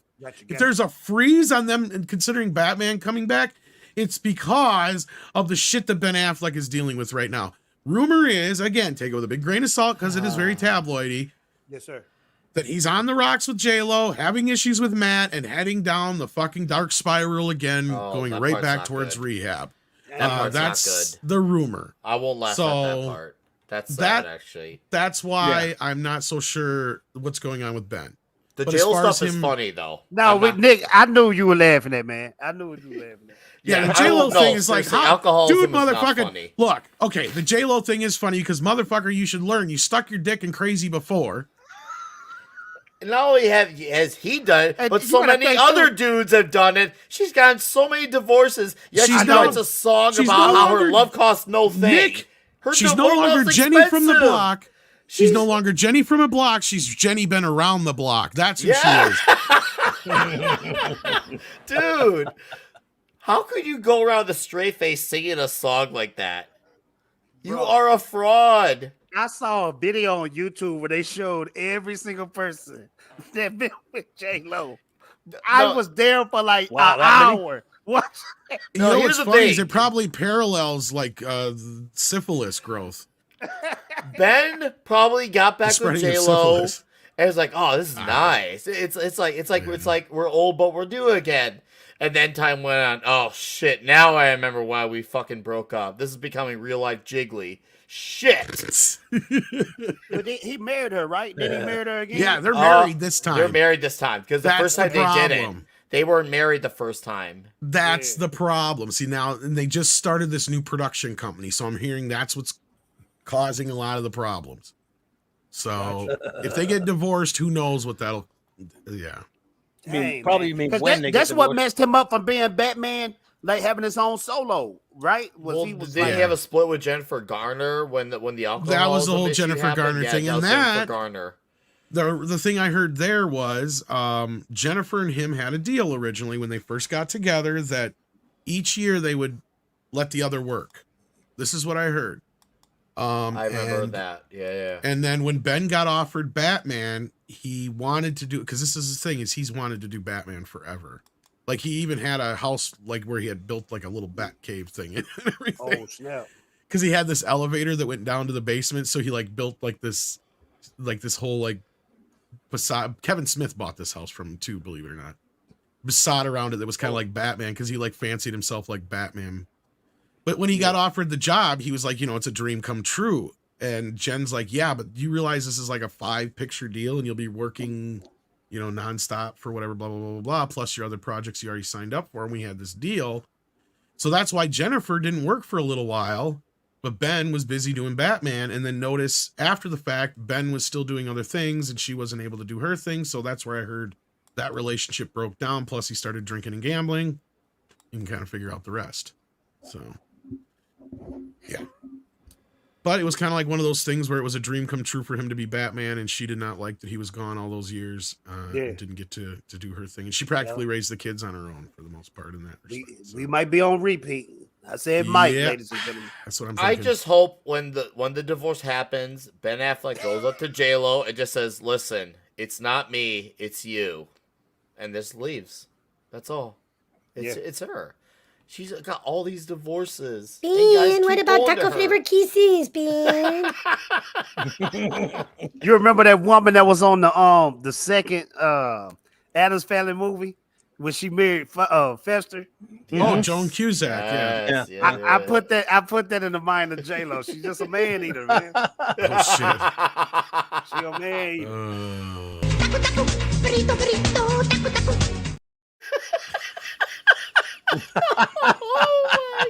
Lord Barathon says, "What if Warner Brothers does Cavill, Gadot, and Affleck dirty? Do you think Disney would immediately try to sign them on? No, not really. I doubt it. Yeah, I don't think Nah. so either. I don't think so. Affleck, if he's done with this shit. He's already said once before he's done making these big Well, tentpole let's blockbusters. think about it. He's 50 years old right now. If he were to start shooting a movie, Cowboy was 50. I didn't know that. No, Affleck. Oh. Affleck. Okay. If Ben Affleck, I thought you were talking about Ben hopping on Batman. But if Ben were, he's 50 right now. Crazy. He would start at around 51 or 52. Movie come around 52 or 53. and that's 7 years away from 60. And let's be fair here, Batman role is going to have him be a lot more physical. And I'm not saying that a guy like that age can't be in shape, because there's been a share. I'll be fair there, but that role's not like Downey Jr. being Iron Man. Iron Man's just, he gets to wear armor and the CG takes care of all that. Whereas Batman roles are definitely on the more physical end, where he requires more to do. I feel like I say that with absolute respect to Affleck, because actually, believe it or not, even though I don't like the Zack Snyder movies, I do like Ben Affleck, and I liked the idea of him being casted as Batman. I was originally looking forward to when he was supposed to write and direct and star in a movie, because I thought, hey, I was actually like wanting to see that. And then, well, we all saw how history played out. We got gypped, because it actually sounded like he was onto something. When you give Ben paper and the chair and say, make a movie, he can do some shit. He can do some really good shit. Oh yeah, he's an excellent director, man. Yes, I enjoy. Thank you. Yeah, but I don't. I mean, they may go after like Cavill for some role. Godot, maybe. But Tom, you don't think we'll get a Wonder Woman 3? Oh yeah, Wonder Woman 3's happening. Okay. Definitely it'll happening. happen. Yeah. Wonder Woman 3's happening come hell or high water. They got to fix that franchise. Kareen says, I told you, Tom, that J-Lo thing would not last. I did not believe you. Hello, Kareen. Hashtag Kareen was right. I don't think anybody thought that shit was gonna last. No, I don't think so. Mexican Iron Man says, Tom, to be fair, I sympathize with Ben as a Puerto Rican relationship survivor. I can tell you that the financial and mental health struggle is real. Sure. Well, and that's the thing, is Jenny's like probably like, your shit is now mine, and what's mine is mine. So yeah, that's where I'm worried about that's what might have Matt so worried, is what kind of claim is she going to get to their new production company too. That's probably another But thing. Tom, just us talking about DCU, that's the new name, DCU. Yeah. It's just a mess. It's just a big, gigantic mess. Well, and that's where I think James Gunn is here with a mop to try and figure it out. So hopefully. You think he can pull it off, Tom? I think so. I think if anybody has a chance, it's him. Because he's a very creative man. So I'm very interested. I want to ask you this though: after Flashpoint, or during Flashpoint, should I say, what do you think is going to happen with the DCU? Are we going to see a complete wipeout of the Snyderverse? Or are we going to see just Snyderverse elements as far as just? I think outside of the same actors continuing and maybe some of the designs of the costumes, I still think it's going to be a complete tonal shift. Yeah, like we'll see Cavill, but we'll see him looking totally different than before. Well, I don't know. We'll see. I mean, he may have a very similar suit, but I mean, he'll probably have the curl, and they might use the John Williams theme and things of that effect, and it'll be a much lighter tone. And we even joked about it, but I wouldn't even put it past like James Gunn to say go for it. Like we joked about them opening up the new Superman movie like they did with Superman 2, where it's literally just like, like a retelling of the story of Superman through various shots while you hear the theme. Yeah. But it's Henry Cavill doing similar things to that, to movies we never saw. It's a whole new kind of reorganization of his origin story from a kind of a new perspective, and then just kind of hit the ground running with the movie once the credits are over, kind of thing. You know what I mean? Yes, sir. Like see a new version of Krypton, see him taken off as a baby. See Superman like save like Lois. It won't be an origin. It won't be an origin. It'll be a montage. Exactly. I hope so. You know what I'm talking? Kloppy knows what I'm talking about. Yeah. You can even pay homage by having, and Script and I came up perfectly, like pay homage to different versions of the Superman over the years, but with Cavill doing those things. And they happened in this universe previous to this kind of thing. Well, the opening, the Lester opening in the Lester cut of Superman 2, which as you know I don't like, but it is an opening of just a montage, but a recap of the first film. Exactly. You do that. You don't even have to do that now. You just do a shorter with your credits, like you say, Tom. How about chronicling it with recapping the origin visually and showing Superman doing various things as if he's been around. By the time the end credits are over, Superman's been around a while. And you can pay homage to the others, and that's where Script and I really got into it, because we're like, you could have like the helicopter scene with Lois on the roof, but with Cavill and whoever your new Lois Lane is, and then you can have Cavill save a cat from a tree. Superman things, Let's yeah, get some from other cheesy versions of Superman, wholesomeness. exactly. Let's get Or some even cheesy wholesomeness. and then cut to a shot of like him saving a stadium from a airplane, like in Superman Returns. Yeah, do a few things like that, but let it be Yeah, yeah. Cavill with That his would be lighter dope. Exactly. Exactly. You guys are getting exactly what I'm saying, you know, like, and even like that shot of that famous shot from Lois and Clark where he flies into the Daily Planet through the big windows with Lois in his hands. You could do that with Cavill and whoever the new Lois. Just various versions, maybe even like an old school tribute to the original George Reeves Superman, something from there. You know what I mean? Like, I'd make it sort of like the opening of Dino's Flash Gordon using Alex Raymond strips, except I would combine it with some comic book art and scenes with Cavill as Superman doing You could do various that. things. you could do it. You could even do that because you could start it with the opening of the original Superman, where you have the little girl opening up the comic book page. Well, of course, yes, that would be a nice little Yeah. homage to start out with. Man, in 1978, that just blew me away. That opening says Yeah. all 18 times I went to see it. I don't see a problem with opening like that. And I think most people get into that and then they get the idea, I okay, this is still love Cavill, that. but he's kind of a different Superman, you know, kind of And thing. then by the time those credits are over, make them long and fun. Right there, you got to start your movie from scratch. And, Pretty much, but yep. establishing to the audience, who everybody knows who Superman is already. You establish that, you pump them up with all those good feelings and notes, and then you start with a completely new story, you go in knowing as a viewer that he's been around a while. You just take it as read that he's there and he's Superman. Basically, you have a shot of a desk after the credits, and it's a faceplate that says Lex Luthor, and a fist slams down, and it zooms back, and it's whoever you've recast as Lex fucking Luthor.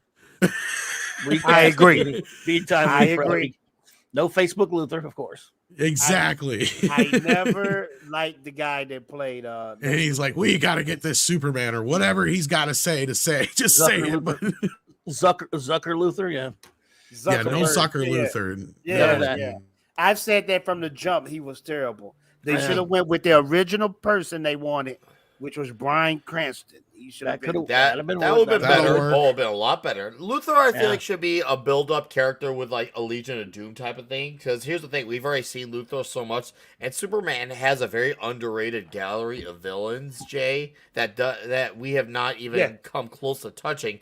Why Yep. not build up Right. to Luthor instead? Well, how like about- the way how about the MCU Luthor being built a up to smaller Thanos? part?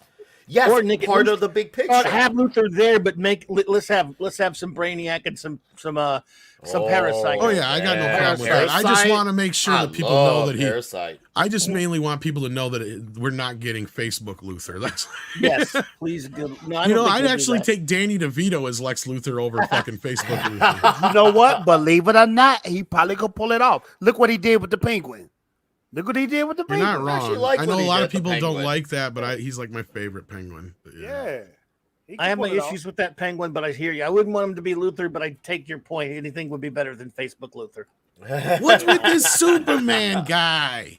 He comes from the planet Krypton. They probably don't even have decent donuts there. But yeah, just basically start out a movie that that deals with a completely new one, and people will accept it because people like Henry Cavill, whether you like those movies or not. And Yeah. there's a great casting, and he's only have so much time to be able to play the character. So let's get a couple of them in there that are decent. That'd be nice. And I know Gene Hackman is like totally against type, but I just love his. I loved Hackman. I mean, yeah, he was- Hackman was great. Are you Yeah. kidding Father me? told me yeah. when I was younger, get out. Before that, he said, he said, I have one of the most Son. quotable. people are no damn good. They always need land in the pain through the Land. nose to get it. Remember, my father says, "Land." I Well, you just gotta think hope for life. with Gunn he can not only do different formats, as I've said before, with different DC characters. What some characters work best with animation, some work best with live action, some work best with TV. He can also do it by tonality, like have Booster Gold and Blue Beetle be like the cheesy like story. You can have the Green Lantern be the space epic. You can have Lobo be this like mayhemic like Mad Max type of adventure. Like do specific tonalities that work towards the characters. And obviously we all know we want Superman to be the beacon of hope, the truth, justice, American way. We want that. So if he could do that, not have everything be one tonality fits all, I think the universe will benefit that much more from it. Seriously. And Nick, I like what he said. He said he's creating a story that's gonna span throughout movies. Yes, TV I shows, love that. I all love that, man. So he trying to bring everything together, man. You know, because I'm gonna be honest with you, CW is the crap of all crap, crappity crap. I agree. I'm with you there, buddy. Dude, Hey, Jay, let me they ask were you this, losing man. money. They were burning money on that shit for years. That was like For cosplay years. TV show. Oh, That was exactly. cosplay. Garbage. Jay, let me ask you this, dude. Let's say a gun gets it off on the right foot and we get a decent Yes, sir. Superman movie or something like that. And then is there any character, because I get asked this a lot, that's why I ask it, that hasn't really had a good shot at it yet? In other words, could be even a relatively more obscure one that you'd like to see somebody like under gun, who's, if we all establish he's doing a good job, get either a movie or a show. You got one out there that hasn't really gotten much of a bite at the apple yet? You got one talking about that somebody like any a character? that you'd like to see a decent movie made of that we haven't really had much yet? You got anyone Like Polka Dot Man or something. besides him? He's already had his spotlight.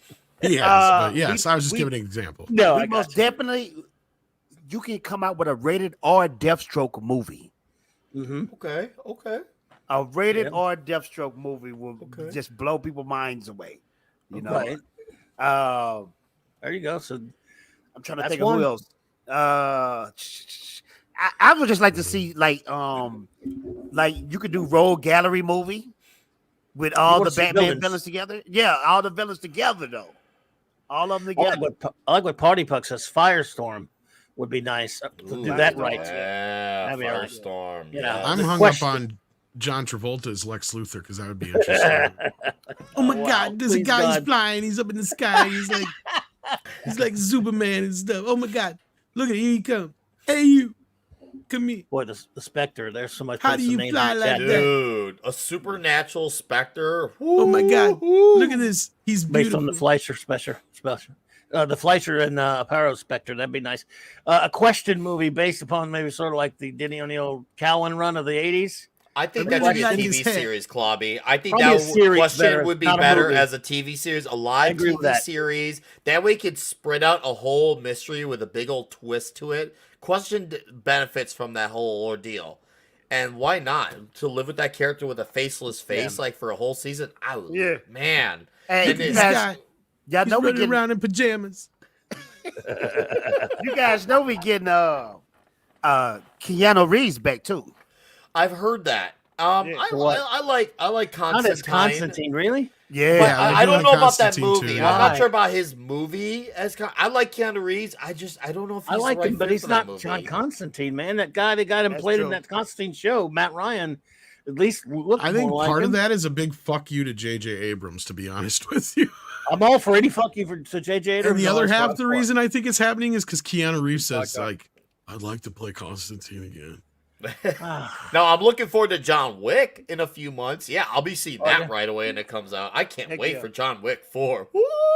It's gonna be just like the other ones. It'll be the same old one. And that's fine with me. I just seen today. Speaking of John Wick, real quick. For the ballerina, the spinoff of John Wick, I heard about that. they just casted the guy that everybody loves from The Walking Dead. Norman Reedus. Norman Yeah. Reedus is in it? Oh, cool. Yes. I didn't really care for The Walking Dead. Never watched it, but I only watched the Yeah. first season. Yeah. I liked it. I just, for some I reason, always thought just he'd have never made a got good. around after. I always thought he would have made like a good Ghost Rider. Oh, that's a good pick. Lord Kamina 2 says Parasite worked great in Mom of Tomorrow. I think he means Man of Tomorrow, right? If he's Yeah, referring man, to it's the animated film, I did not like that film personally, but yeah, Parasite worked well in it. Parasite So, usually yeah, works, especially with any superpowered superhero, because he can suck their power out. So that always Yeah, I mean he's makes him a he's a decent- tough, right? A Yeah. tough fight for Superman always. A tough fight, you could add that, or you have Mongol. That's for the physicality. You can have Mongol, Mattel for the obvious kryptonite. Like Right. there's so many villains you could do. Manchester Black. There's so many characters you can utilize. And Oh my God, where'd you get those boots? Yet they keep relying on Zod and Luthor. Which, hey, don't get me wrong, I'm a fan of them just like any other Superman fan. But there's so many other characters. Let's utilize them. Let's see them come to life. I want He's to got a see cape. what I've read. Yeah, No, It's all real over cool. the screen. depending I on like his who your hair. depending on who your superhero is, people get stuck on their most famous villains, and they never really look too deep into the rogues Well, gallery. that's the problem with Batman. Every director was like Batman, every Spidey. director director nowadays wants to do Batman, and their take on the Joker. They don't care. Joker. They don't want to acknowledge that there's a Mad Hatter or a ventriloquist Or Dr. a Freeze. I mean, Mr. Mr. Freeze. Freeze. Mr. I mean, he Freeze, got so thank many you. more dope villains, you know? Right, right. Yeah. Oh, And yeah.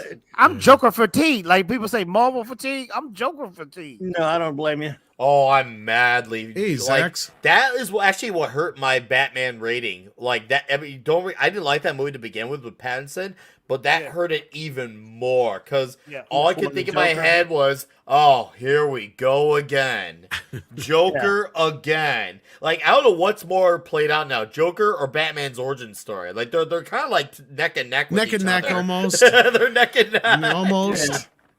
Zax here brings up how many DC heroes are going to be played by Sean Gunn now? All of them. A lot Played of by them.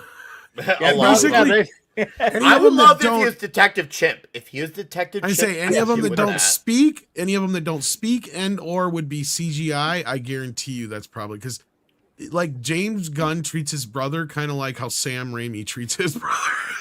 Yes, he does. Yes, he does. Somebody put it in the chat for Superman villains, Mr. Mix, yes, Pitlick. They'd never use him, but that would be kind of fun. I would But they would never love If they did him right, Mixius yes. Pitlick. See, he'd No, be yeah, but great see, for he's- like that. It's inherently silly, so you got to be willing to go silly route, which I have no problem with. But I don't know Well, if they would put it he'd be today. great in like a DC Super Pet sequel or something. I think Yeah. Oh, sure. Yeah, I love him. I mean, yeah. because I actually enjoyed that a little bit more than I thought I was gonna. So yeah, Yeah. everybody keeps bringing up Ambush Bug. I love Ambush Bug. Look, I would not put it past James Gunn to do something with Ambush Bug, but it should be animated.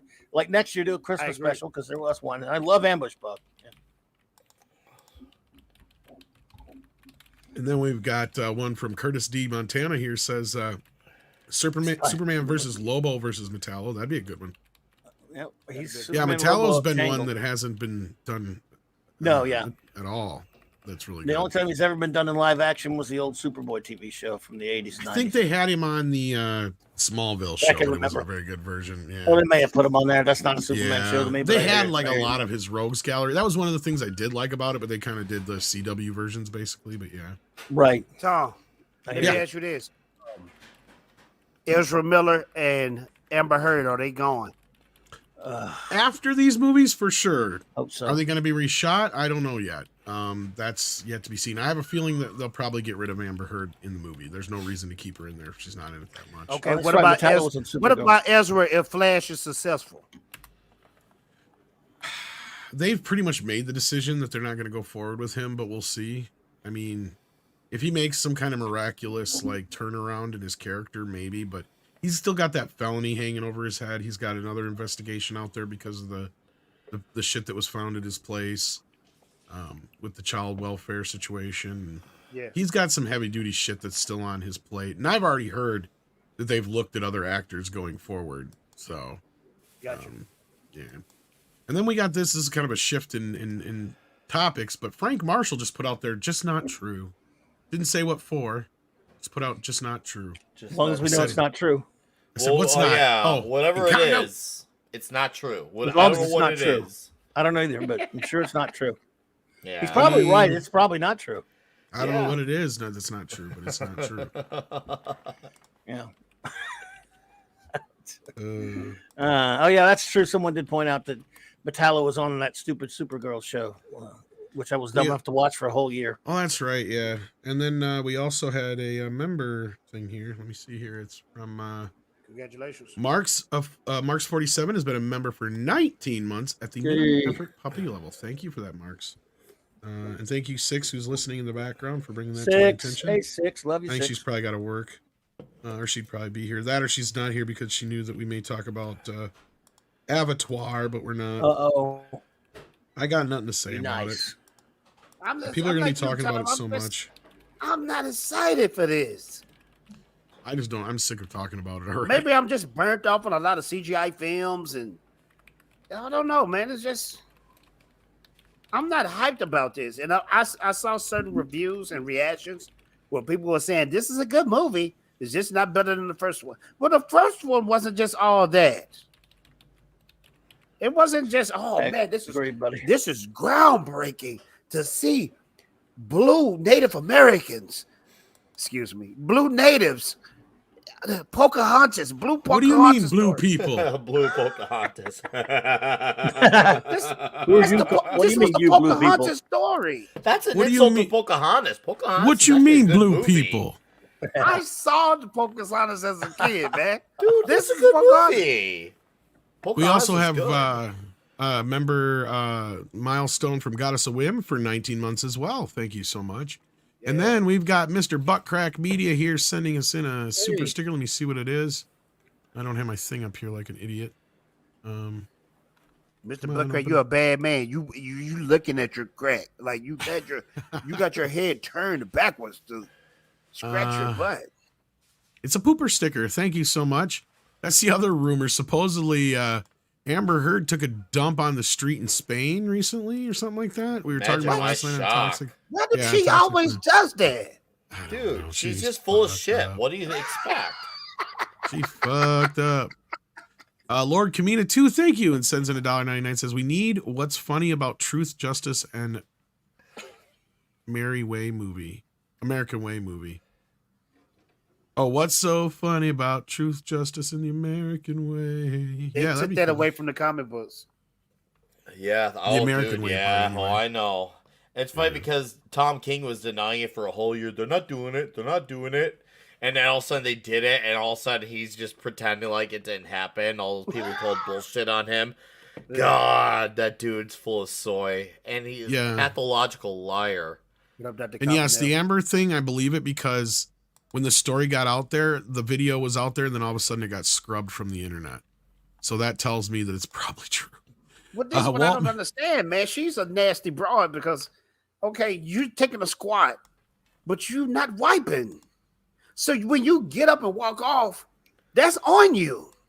Well, yeah, dude. She probably I does don't one of those suggest- weird, like type of walks.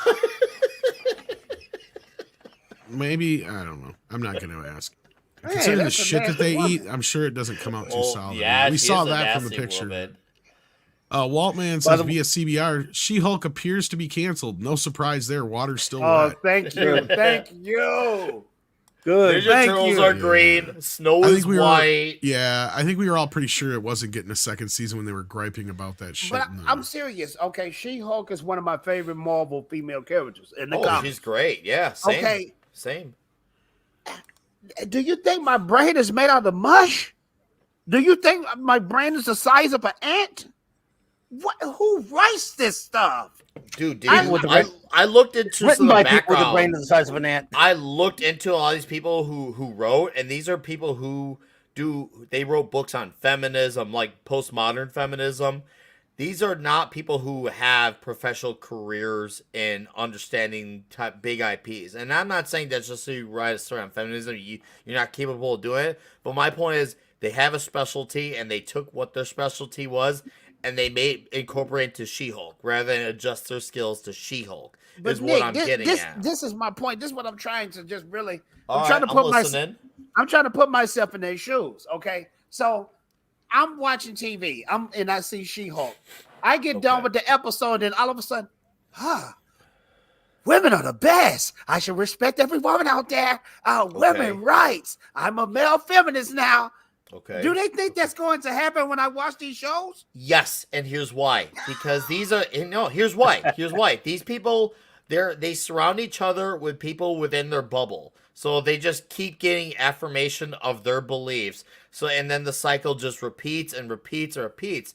And they don't have people who will say, "Hey, this needs some work." They don't have people who will say, "Hey, this could be a bit better." They don't have people who actually challenge them to, be better at their job.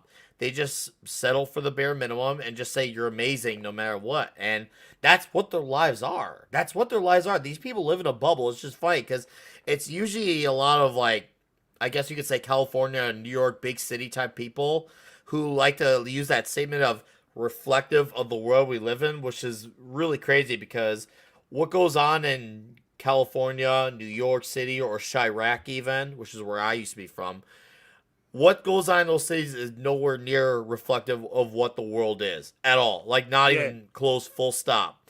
But they tend to, a lot of people in big cities tend to think what goes on in those cities is somehow was what encapsulates the world, but it's not. But they think that's what it's like. And trust me, I would know. I've lived with city people, and they are all like that. Most of them are like that. They think everyone in the city is what's like outside of the world. So they're like really weird when they see people who are different. Tim, it's like they're talking to an alien. Oh, man, thanks for breaking that down, but it's just so sad because they ruined a great character. And I'm thinking, okay, good. They cancel her. They cancel the show. Hopefully, we're not going to see her in future MCU movies. I'm praying that. Oh, she'll be in there. She's supposed to be in that Captain America 4 movie. You have not seen the last of her. Here's the thing, too. They're not going to just retract. They're really not. Like, I hate to bust your bubble on that. They're going to double down any way they can. So, it's like, so we cancel She-Hulk. She doesn't get season 2. Oh, well, then we'll just incorporate her into this movie, into that show, because that would be saying that we lost. They're not going to admit defeat. These people are not capable of doing that. Yeah. They just have to simply be removed from their position. Now, the problem is almost everyone from top to bottom is like that. So who's going to be the one that actually makes that call? And see, that's why I had the utmost respect for the guy that came out with the Sonic the Hedgehog movie. Now, I could give a free. I was raised on Sonic and stuff, but I didn't care about watching that film. I didn't care about watching the second one. But the guy listened to everybody, and he said, "You know what? Yeah. I messed up. Let me fix this." Mm-hmm. Yeah. So I'm going to support this guy. What? Because he realized he messed up. Yeah. That's literally why I went to go see the first movie in theater. Because, like, I played the video games when I was a kid. I'm assuming you and I are close to the same age. You seem like it. I'm 35. But bro, we exactly the same age. Oh, perfect. So I was a big fan of the games. The age of my first child. Wow. So when I played those games, I'm like, okay, it's fun games. But and I liked the cartoon in the '90s. And when I heard it was a movie, I was like, I love Sonic as a kid, but I don't know, man. Video games and movies do not mix well. And then of course I saw the trailer. We all know how the reaction went down. And I was just like, well, here it goes again. How many more days till Paramount goes on, puts a statement saying it's a vocal minority, it's full of trolls. Imagine my shock when they said, we messed up. Please give us a chance to correct this. We're going to push this movie back 4 months. I was shocked. I was like, whoa, what? Is this real? Because at this point in 2019, I was used to the stigma of what was going on with Star Wars. And I was just like, oh, we're gonna get decimated. But I was like, okay, they're actually gonna fix this. And then the new trailer came out. I went and saw the first movie opening day because I knew I needed to see a movie, even if I didn't like it. But I needed to see it just to prove a point that since those people admitted they're wrong, I gotta go and say, hey, we're not a vocal minority. Here's me putting my money where my mouth is to show you that we will make this happen when you listen to us. And obviously, the movie did well, and the second one did even better, which I went and brought both my kids with to the second movie, and we're looking forward to the third movie, and I will keep on responding as long as they keep on listening. As long as they listen. Nick, I want to say this too. I want to say this to the Midnight Edge After Dark fans out there, people in the chat. Now, I know video game movies get a bad rep. You can't really think of none that's really top tier. A lot of people say Mortal Kombat, but I have one better than that. And I guarantee you never seen it, and you better go see it after this stream. I got Toxic Tuesday after, but I'll see it tomorrow. It's a video game movie out there that came out a few years ago. Absolutely wonderful, absolutely beautiful. It's a live action movie. It's called Street Fighter Assassin Fist. Have anybody seen it? I've only seen one Street Fighter, and that was the one for the 90s. Never heard that of was it. really bad. The guy that made it, it's Ryu and Ken's origin story. The main protagonist of the movie is Akuma. Okay, and I'm not going to give too much away. Please, guys, look this up. It's on Blu-ray. Okay. You might can buy it on YouTube. Even the live action fireballs, uppercuts, and all that stuff, it looks legit. It looks real. When you buy the Blu-ray and you stick it inside your Blu-ray player or your 4K player, you're going to hear a voice just out of nowhere say, "You win." Perfect. That's cool. That's cool. Take me back. But I'm telling you, I'll watch it. This is an official thing, or is this a fan film? Tom, look it up. Bring it up on the screen, please. I beg you. What's it called? Street Fighter Assassin Fist. I promise I would not lead you guys. Oh, it was a wrong. web series. Okay. It started off as a web series. Yeah. All right. All right. Cool. and I Kind of think like they what they had- did with Mortal Kombat. All right. Yeah. This movie. All right. People in the chat, have y'all seen it? It gets a 10 out of 10. And I always try to tell people out there, go watch that movie. Go watch it. Go watch it. Street Fighter Assassin Fist. Yes, Davina. Street Fighter from Assassin Fist. Machinima. Okay, yeah, they're the ones who did the Mortal Kombat one too. All right, cool. It's great. Cool. It's great. We got a couple of super chats here. These are ones I accidentally missed earlier. Sorry about that. Lord Baratheon says, personally, I think Cavill should just try to get Bond. I don't know if they're really after him for Bond. But I'm sure if they offered it to him. As great as he would be, they would just, I mean, those people in charge, it would be, they would still ruin it even with him in it. It'll be a good casting in a way, probably. Good point.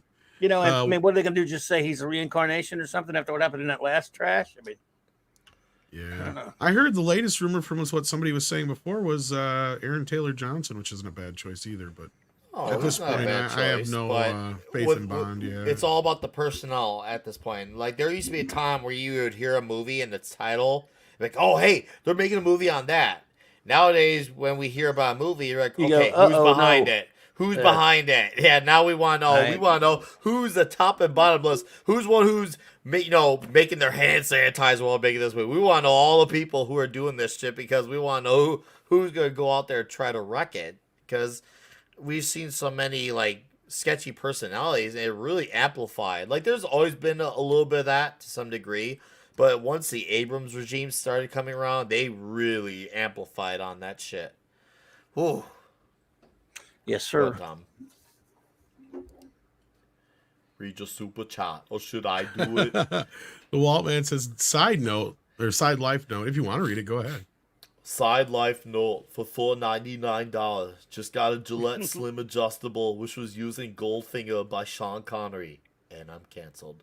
Look it up if you get a chance. Do it now. Thank you for your $4.99. The Waltman 4. We appreciate the chopper. You and your support for Midnight's Well, Edge. it's funny you bring up Goldfinger. Yeah, right. Because what are you doing tonight on Toxic Tuesday? Diamonds are forever. Diamonds are forever. Forever. Yes, sir. Wait. My first And one. here's my that first Bond Street movie. Fighter thing you were talking about there, evidently. Street Fighter Assassin Fist. I promise you. Go I've seen this poster.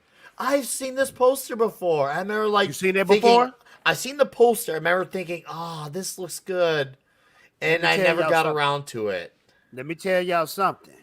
Okay. If you're going to get bored during the holidays, buy this on Amazon right now. Buy it. You're going to be blown away. I promise you. I'm going to watch it tonight. I just stimulated my brain. Yeah. The serotonin is moving now. I'm going to watch this bad boy again. This is a dope movie that nobody knows about. Well, People I don't know about it. this film, man. I know about it. Now I'm gonna Yeah. watch it in the next few days. No, mean, we had a you couple, got my attention with this. I'm gonna Yeah. watch it. We had a Please watch couple more that I sadly missed earlier. I'm so sorry, guys. Probably when I was reading the Patty Jenkins thing. Valenti Cruz says, was that Misty Night? Oh yeah, because of I can What about actually see her? why Yeah. you said that, because when she was doing her Daughters of the Dragon comic books with Colleen Wing, Misty did have a similar like outfit, except obviously with the metal arm. She was doing the metal arm before Bucky Barnes, so she did before that was in style. Yeah. And Misty kind of she kind of rocked the red suit better, but that's a whole other story for another day. I could see why people mistook that. I Misty can. had a metal arm before Cable. Yeah, Yes, she did. yeah. Oh, And then, okay. oh, She we was got in Paulie. She was an actual Hey, Paulie. OG. This is from the mid '70s. Yeah, Paulie's here. Well, Paul. this shit got Hey, yo, heated. Paulie. Your sister's staying in my house tonight. That man has the most buddy? wonderful artistic mustache known to man. And he twirls It is it. pretty He twirls amazing. it too. Like He's a twirler. villain. And then we also had one from Villain. Toxic Man Flu. I'm so sorry, Toxie, that I missed this one earlier. It says, wait, multiverse, you mean somewhere out there is a Nick Weiser who looks like Justin Timberlake and rocks out like Milli Vanilli? Man. Blame it on the rain. Yeah. Polly, what you got in that cup, man? Blame it on the stars. that Sparkling shine water. at night.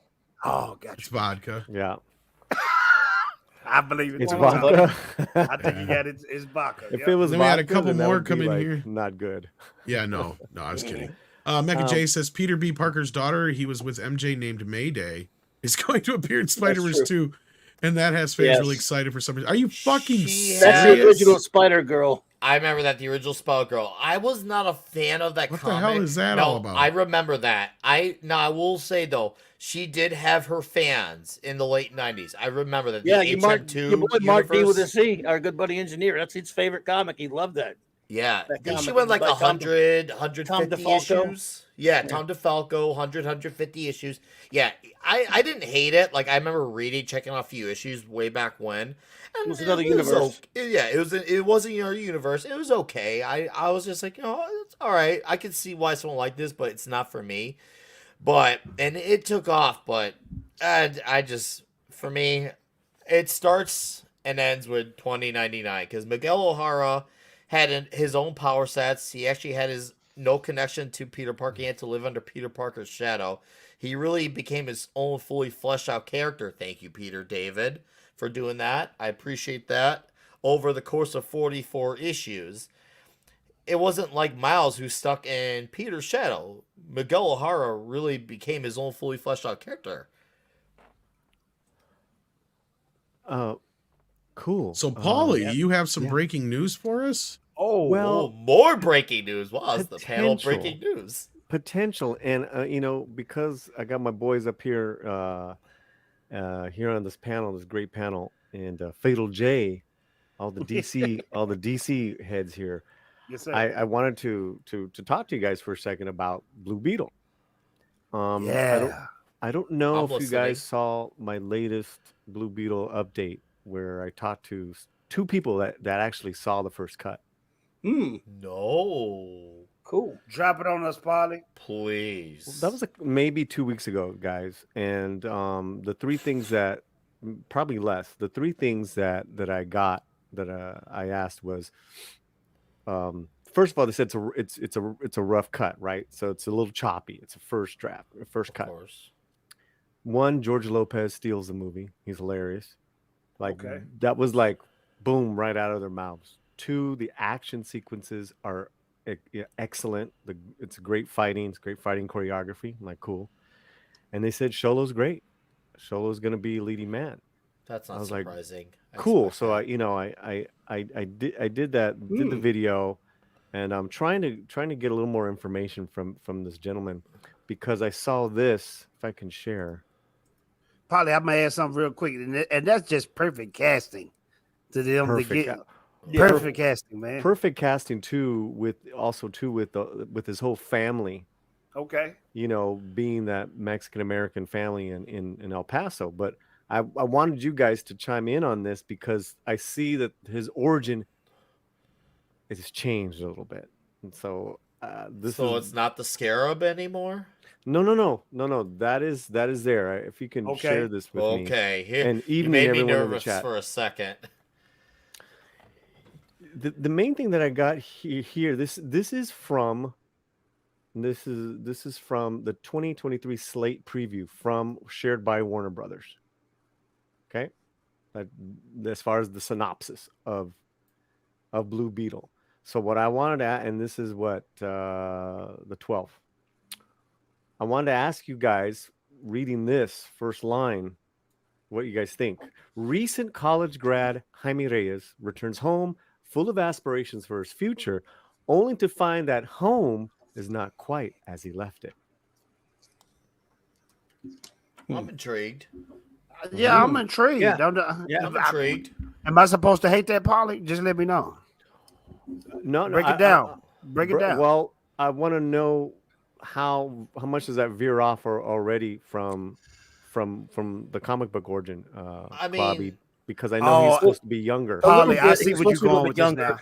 He wasn't a grad anyway. I think he wasn't in high school, about to go to college or something initially. Yeah, or he something was like about that. to. So Yeah. when he got the Scarab or whatever, but He's still I mean, young. that's not a big. Yeah. Oh, I It's a see what you minor mean. detail. College grad. I see what you Yeah, mean. he was a little bit younger than that, but I sure. can still take that since he's fresh on the silver screen. I It can still works. take that. Yeah. Okay. Yeah, Yes. Okay, and you don't have a problem with only to find that his home is not quite as he left it? Yeah, I would need more That's- context into that. Yeah, I what do need they more mean? context. Like, did he go home and the aliens blew his house up, or his family is like Well, just some- messed up? What Someone in the obvious- chat speculates, like Joey said, broken home question mark or divorced parents or something like that. I mean, See, I took yeah, that either or. It never could know. either be broken home or the aliens Mhm. could have blew his house up because he gonna be fighting a lot of aliens in this. You know, well, Well, yeah, oh, or he could will be he should fighting be. aliens in this. Yeah. He should be. Yeah. 32? I once again, for me, as far as not quite as you left it, I'm gonna need more information to make a judgment. I feel like I would be rushing too fast on that one, so I'm gonna hold off on that one. But as far as the college grad stuff, he's still a young hero, so to me, that's a very subtle change where you still get the idea of him being a very young hero who's carrying on the mantle of someone Right. who's had the name before. So the idea is the core idea is still there, and that's ultimately what matters. Is the core idea still there? Yeah. Okay, and can I read a little bit more? Can I read this? Yeah. Yes, sir. As he searches to find his purpose in the world, fate intervenes when Jaime unexpectedly finds himself in possession of an ancient relic of alien biotechnology, the Scarab. Okay. Yes. You guys are good with that? Yeah. I'm good with that so far. Very good with Hey, that, actually. Polly, real quick though. Yeah. Now you say Jaime, so Jaime Reyes. should I Jaime. say Jaime or should I say Jaime? I thought it was Jaime. Jaime? Jaime. So, It's so Jaime. he's always Jaime. been Jaime. Always. Yeah. Oh, okay. Yeah, I mean, Yeah, I you said could- Jamie, that's fine. I mean, but he would be Jaime in the show though, right? Well, his parents would probably, Yeah. his mom and his people would probably say Jaime. Gotcha. Well, Gotcha. and that's what I see what you're saying, Jay, because since I'd never really read that iteration of the character until I saw Batman Brave and the Bold, and they were calling him Jaime, I didn't know it either. I mean, it never occurred But to I me. mean, so- don't get me twisted. I love how Polly is saying Yeah. this. I love it. No, I hear you. So when the Scarab suddenly chooses Jaime to be its symbolic host, he is bestowed with an incredible suit of armor capable of extraordinary and unpredictable powers. The description concludes, forever changing his destiny as he becomes the superhero Blue Beetle. How's that sound to you guys? Sounds good to I me. like how it Sounds good. I like actually, it, I'm really liking that. I'm might look really forward to this liking one. that. The Scarab is supposed to be like a Venom suit. Like it's supposed to talk to him. And He's linked to it. Yeah, he's linked Yeah. to it. And he It's might a not even host. learn. He might not even learn really what it truly is in this one because it's a long, involved story. But what blew my mind, this turned from a TV series to a full-blown movie. Well, I thought it was a TV movie that became a theatrical release movie. Now, correct me if I'm wrong, Play, but was that what it was? Was originally a movie for HBO Max, or was it a TV show? Originally going here to we be a go. lower Movie. budget, yeah, Okay. for HBO So, Max. And I'm glad that they went full budget with this. Oh, so 'cause- this was gonna be like a Netflix movie or something? yeah, but for HBO HBO Max. Max. Yeah, HBO but for Max. HBO Max. Yeah, Yeah, I get yeah, what yeah. you're saying, Jay. You're making sense. I get Yeah, what you you're know what saying. I mean. Like Yeah. like you know they have all those movies on Netflix and then they pop up. They don't never pop up in the theater, but it's Yeah. still is popular. Yes. You know? No, let's be glad Netflix did not touch it because now when Oh, I thank see God. there's Yes, sir. Netflix in live action, you know they- they would wreck Blue Beetle suit. Oh, hey, you seen they anime live action? No, sir. No, Okay, so sir. Here's my question to you guys and to Tom. I'm gonna go pure speculation because people are already throwing it in the chat as far as the message being in there. He's gonna be fighting Susan Sarandon, and she said herself, "I'm the white industrial complex." Oh God. That's in her interview. Mhm. Yeah. How far do you think they'll go with message in this? And remember, Zaslav saved it.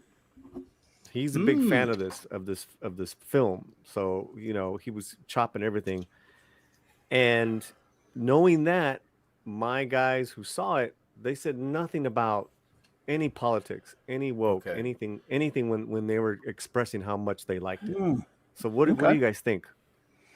Polly, I think Well, Zaslav Fatal and go James Gunn. Now first. this is just me. I'm thinking Polly and James Gunn is going to go the opposite route of what Marvel has been doing with these films. I think they're listening closely to the fans. I could be totally wrong. They could go the woke route, but I feel like they're not going to go that route. They're going to listen to the fans as much as possible, and they just want these movies to be a banger because don't forget, Warner Brothers is in trouble. They can't be playing around anymore with these films. Right. Yeah. Yeah. That's true. They can't. Yeah, I think that's a good point. I think there's at least reasonable. Yeah, I think you could have a reasonable shot at this being. You said it was saved by Zavlov. Will there be little tints here and there, that kind of stuff? Maybe, but I tend to think that you have a good. Be a little bit cautiously optimistic about it. I think it's probably Paulie. I think it's something that could turn out to be something. If it's there, it's a very, very minimum, and it doesn't hurt the movie. Here's what I think. I think many things actually. I think this could be maybe a misdirect because we have seen movies lately where someone promotes something as being super. I don't want to say the word again because it's so overused, but you know what I mean. Super full of the message, we'll say. And the movie ends up not being that. It seems like they just did for promotional purposes. We have seen that be a misdirect. So is it possible it could be a misdirect just to appeal to those types? Right. Maybe. I don't know. But that has seemed to be happening lately with movies, which is really weird because you could push away a lot of people who might naturally be interested. So it's just like, why even do that in the first place? Because, like, yeah, it's great that the movie doesn't end up being that, if that's the case. But why are you doing that in the first place? It's kind of a misdirect. Let's just put it this way. What if you really genuinely wanted that crowd and they don't show they show up and they don't get it? Then you've pissed off that crowd for doing that. Like, I'm just saying that whole thing is just a mess. Like, I'm gonna go see it. I'm actually gonna go see it regardless of that because it's one of the few movies I'm actually interested in. I think they need to get their promotional message together. Well, I'm hyped for this one because. Oh, go ahead. I'm sorry. No, I'm gonna say this real quick and then I have to go, guys. But I'm hyped. I'm very hyped for this one. I'm a Blue Beetle fan, and I want this to be successful because competition is good, and I think this would get. I think this would get the same fan base as the people who love Spider-Man. You know. Younger character, bug type of character. I can see what you're getting at. Type of character, same type of art. Similar face to Cobra Kai. Everyone loves Cobra Kai, so you got a guy people who already recognize. So you already got a built-in fan base with Miguel. Yeah. Miguel to me is still one of the best characters from Cobra Kai, like ever. Oh, heck yeah! I'm right away off the bat. He alone sells. And I think that fan base from that Cobra Kai, like you said, is going to go to this too. Oh, yeah. People going to be curious to see what he does in his first solo big budget movie. So it's going to be interesting. I want this to do good. I want it to do great. Of course, Polly, for the Hispanic community, I want to see more characters come out like that. What you pointing here? Well, yeah. Well, me and Nick are Latino. I mean. Okay. The Latino. The Latino. No, I want this character to. I want this to win. Yeah, I want this to blow up. All the money. I really do. I want this to blow up. Amazing. I want this to do good because Polly, I want this to do good for you too because I know you were disappointed with Black Panther Wakanda Forever. So I want you to have that win too, brother. You know. Well, a win. It's a win for everyone. It has to be a win for everybody because. That's what I really have just so tired of is but thank you, Fatal. I don't want to sound like the people diversity but I just want to see people be happy with their culture on TV too. And you know how you do that, Fatal J? By just making something that anyone can enjoy. Yeah. Once again, I'm bringing it back to basketball, as I mentioned much earlier in the show. Michael Jordan went out there and played for anyone who was a fan of him. He didn't go out there lecturing audiences. Michael Jordan went out there to kick ass in a game, brought his team 6 championships. That's all he wanted. Fans away and everyone on the block. And when I lived in Chicago when that happened, I lived about 15 minutes from the venue the Bulls played at. Everyone on their block and their grandma was up late every night watching every game. I remember when they were the 72-10 Bulls in 96. That neighborhood was loud into 2 or 3 a.m. Yeah. They were, imagine living by there. Yeah. Everyone had a buddy. It didn't care who you were, what you looked like. Everyone loved Jordan. It didn't matter your religion, your Yeah. politics. Everyone loved him. And Nick, you nailed it, man. When you have great films like that, you got everybody together watching it, everybody talking about it. That's what it's all about. So you're right, brother. It's about But sharing the love, man. It's about this is the sharing thing, love. man. I got a quick question to ask you guys. It's very important. So I want y'all to listen. Tom knows. Tom, you still there? Tom probably sleep. Tom, wake up, sleepyhead. No, I'm here. Tom, I got a question for you. You ready? What's up? Yeah. You remember the first Ninja Turtles movie? Oh, Of course. Tom. You're He's pretty, Tom. dude. Speaking of that, you haven't seen this yet, have you, Jay? Oh, you're a freak out, Jay. I've seen this. Oh, wow. Can I borrow it? Can I borrow Can it? I borrow it? Here, let me Wow. just take it You from gotta you. go big screen though. Tom, that's the biggest flex. Ooh. That's the Come on, action Brett. figures? I like how he slowly takes it out. Oh, Yep. Oh, But and he it's- slips it back in. he's like but it's made stroking to look his just like the toy. cover. of the Tom video. Tom slipped his box in, and then he slid out and slid in. So yeah, what's your question, Jay? I'm sorry. All right, And I have a Tom, question too. Tom, So I I'm trying to think you follow, do the follow up on this. But Blue Tom, Beetle. you already know what I'm gonna do. But I'm just trying to entertain the panel who's not used to it in the chat. So I got a question, Tom. Remember the Ninja Turtles in Ninja Turtle 1? They was fighting the Foot Clan in April O'Neil's basement. You remember One of that? the greatest scenes. Okay. Remember the leader of the Foot Clan? He saw that the fire that Michelangelo caused. No, it wasn't Michelangelo. It was one of the Foot Clan. They caused it when they hit the electrical box with their axe. Well, anyway, the leader of the Foot Clan, he told the Foot Clan something. He told them 2 words, and it made them leave. What was those 2 words, Tom? Ninja vanish. Yes, he does that all the time. Nice. So what's your Nice. follow Well up, then, done. Polly? Well, and I'll get out of here after this, but I want to hear from you guys. I don't know why my spidey sense went up when I saw that he was, coming back from back to Jaime Reyes and Blue Beetle. I don't know why my spider sense went up when I read and heard that he was going to be older, and he's coming back, and his whole world has changed. It could be a I- twist. I hope it's a character family twist and not a social or political twist. So do I. Yeah, I'm can so understand your that's what concern. went up because I'm Yeah. like, please don't use his lineage or his family for a political or social statement that has nothing to do with Jaime Reyes and the Blue Beetle. What do you guys Right. think? Agreed. I understand your concern on that, but it could be. We're looking at one of those unfortunate modern day Hollywood bad dad type deals, or something like that. Or, But again, I don't know much about the character from the comics. I never read it that much. I can see where it would concern you. So let's hope not. But again, like you did say, Paulie, Zaslav saved the movie. Yeah. If he thought something in there was going to hurt the movie in any way, I'm sure he would have, at least changed it if nothing else. But we'll see, won't we? And that's for the Sarandon thing. She's a wacky doodle. She's always saying stupid stuff. Who knows whether that's going to come through in the film just because she's saying it. Tom, you got any thoughts on that at all? I mean, I'm sure that when they went into this, there was probably some sort of there was definitely probably some sort of like woke agenda. Some message.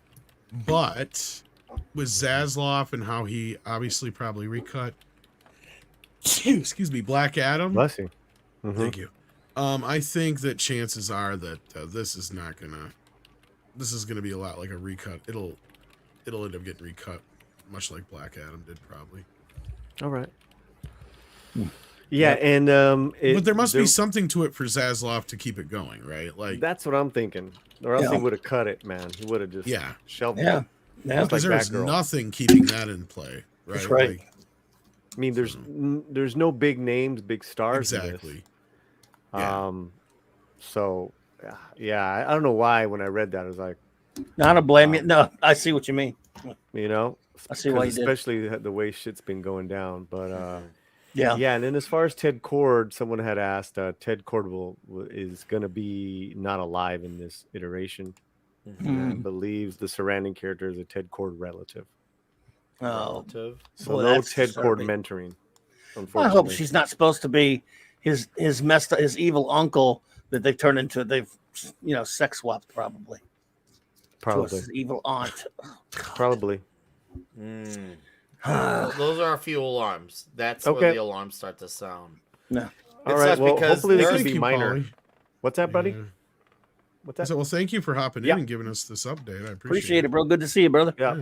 Love Good you to guys. see you, dude. Take Talk care, to man. you later. Thanks a Take it lot. easy, bud. Later. All right, we got a couple super chats, and then we'll probably check out of here ourselves. We got Mecha J who says, Peter. Oh, we got this one already.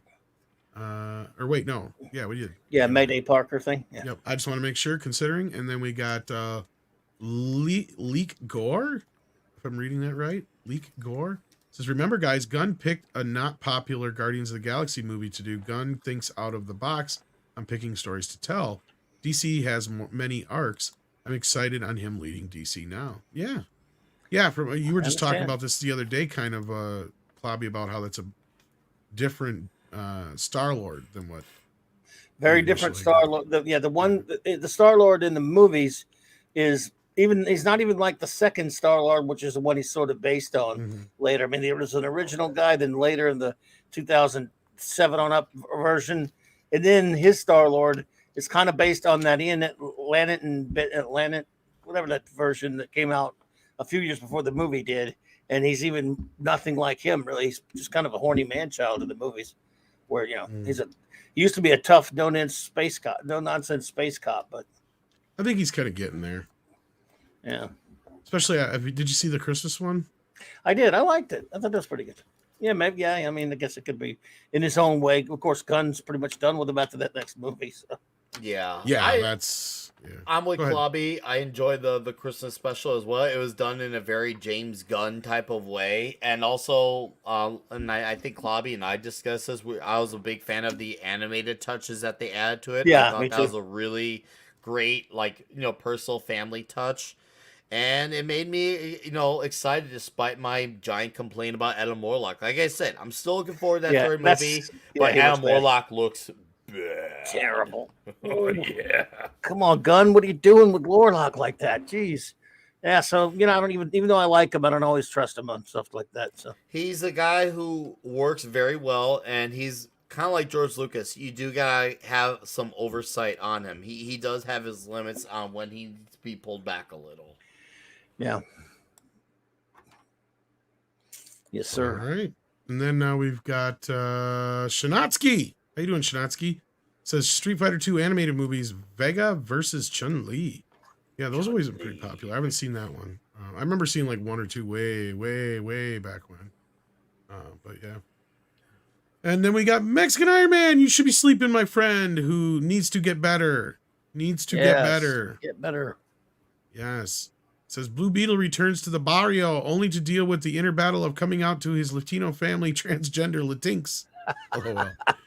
That's not what we need. And I should have read this when Paulie was still here. I'm sure he would have got a chuckle out of that one. But thank you, Mikey. Hopefully you're feeling better. Mikey had a rough day. So send Mikey some love, guys. Get better, buddy. Feel better. He needs some love. Let's put some MIMs in the chat for Mikey. MIMs.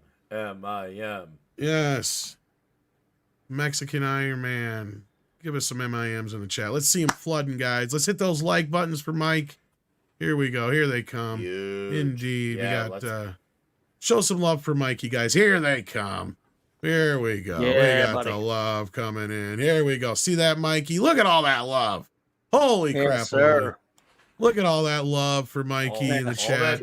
All that We even got love for Min. Mims. Whoever Min is, we got love for Min too. I'm just picking on you, Blacktron. Min could use it. Thank you so much, guys. That's awesome. We appreciate that. So many more coming in already. Still flooding in. Look at that, Mikey. You're still watching on. He loves y'all. See? Yes, get better, Mikey. And 6 is hanging out in the chat too. That's awesome. 6. Good Love to you, see you, 6. 6. 6. And yeah, so with that, I think we're going to wrap this up. I want to thank you guys for joining me tonight. Do check out Paulie's channel, Latino Slant. You can also find him on Midnight's Edge Espanol. And we also had Valiant Renegade. Do check out his channel as well. And of course, Fatal J, if you haven't already, check out his channel. He is awesome. And check out his comic books as well. And Yes. Klobby, speaking of comic books, what you got coming up? Well, I'll actually be a guest tonight on my great buddy Nick's channel with Toxic Tuesday. We're going Diamonds or Forever. So I'm looking forward to that in about half hour. And then tomorrow night, I'll have my wild card Wednesday night at 9 p.m. Central, as always, talking some different Christmas geekness. I'll talk some more Christmas geekness and some other stuff on Thursday night on 9 p.m. at the Clubhouse with Raquel and Mark, of course. And then I'll be hanging with Nick again on his channel, the Friday Night Comic Shop over there, talking some good animated DC Christmas stuff. And then Saturday night Star Trek review, be our last review of the year as far as reviewing regular episodes, not show of the year, but as far as reviewing some from 4 more episodes of Star Trek Deep Space Nine. So. Now, correct me if I'm wrong. Yes, sir. Now, wasn't The Christmas with the Joker the first produced Batman animated it was. series? That's Even what I though thought. You always It's see not the it first to listed as air, episode but 2. yeah. Right. You always see it listed as episode 2, but it was the first one made. And you can see and hear a lot of distinct differences, especially, Conroy really hadn't figured out how he wanted to do the. Yeah, there's actually the a great voice work interview yet? with Conroy yet where he's like, he thought he had it down, and they're like, no, you got to re-record all of Bruce Wayne stuff. Yes, it's quite different. In fact, even down to little details like Batman has a regular batarang with a rope on it, not the winch where that he used in all the time on the show after that, where he would shoot the wrench gun for the bat grappling hook, little stuff like that. But it's great stuff. So that sounds like it'll be a fun show. And then you of course have a show coming up here real shortly. Do you not? Oh yes, Toxic Tuesday with as Klobby just mentioned. Diamonds Are Forever. I'm looking forward to it because this is our Connery Bond finale tonight. It's been an exciting 6 weeks doing this, and next week we're gonna get festive. So next week we're gonna do National Lampoon's Christmas Vacation for Toxic Tuesday. So we'll get that one Christmas movie in before the great holiday Christmas hits. So yeah, Vacation. please come check out Toxic Tuesday tonight. Let's have fun. And of course, I'll have the Comic Shop show on Friday. Klobby's a part of that too. Klobby's just gonna be everywhere. I love it. And I'm gonna try to get back on videos this week. I've been MIA on them for over a month, but I finally have got some time now where I can do that. So yeah, Tom, thank you for having me. It's been a great panel, a great chat. Shout out to Poly Latino Slant and to Fatal J. Great hanging with him. And to our mods, thank you all. And you all have a great day. And hope to see some of you over in a half hour for Diamonds Are Forever. Forever. Krampus, I got your message. Can you email me those so I'm not showing off all my DMs? Because I'd love to share them if I could. Ooh, slide in your DMs. Slide it up in my DMs, baby. Let's see here. Let me go to my email. Hopefully he can email them off to me. So yeah, check out all these folks out. Do not forget Toxic Tuesday. I will be returning next week. We talk about National Lampoon's Vacation, but you can still hear the guys talk about Bond tonight, which will be awesome. We'll have to bring you on for when we do a Roger Moore or a Pierce Brosnan run. No, actually, the only ones I've seen is Sean Connery ones. I just am not. Really? Yeah, I'm just not a huge Bond guy. That's all. Yeah, not a Bond guy. Okay. Yeah. Okay. I just haven't seen them all. It happens, buddy. It happens. It does. It does. No, it absolutely does happen. All good, dude. Well, this was my first James Bond movie. That's how old I am. So. I sent you a message with my email, Krampus. But yeah, he sent me some really funny videos here. I can't wait to show you guys. Yes. Funny. I might be able to, here, let me see if I can, that's the thing is it shows off all my other messages. Not that there's anything worth hiding, but let's see here. Let's do it like this. I can't do that. All right, let's see here. Okay. Try this. I'd still like to have them just the same. So.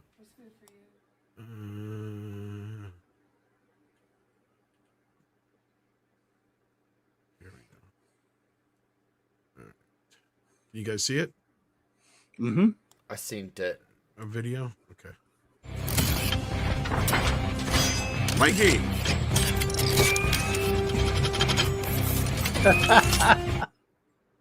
Now, if you could just make the helmet green and red, that'd be awesome. Like a green and red. Right? Yeah, that's right. Yeah, Yeah. I was actually. And then expecting here's the another color. one. We caught Mikey dancing here. Oh. He tells us he's not feeling good, but this is really what Mikey's up to right now. Mikey probably has moves like that, I bet. I'll bet he does. Thank you for that, Krampus. We appreciate it. And with that, we're going to get on out of here. Take care of yourselves and each other. See ya.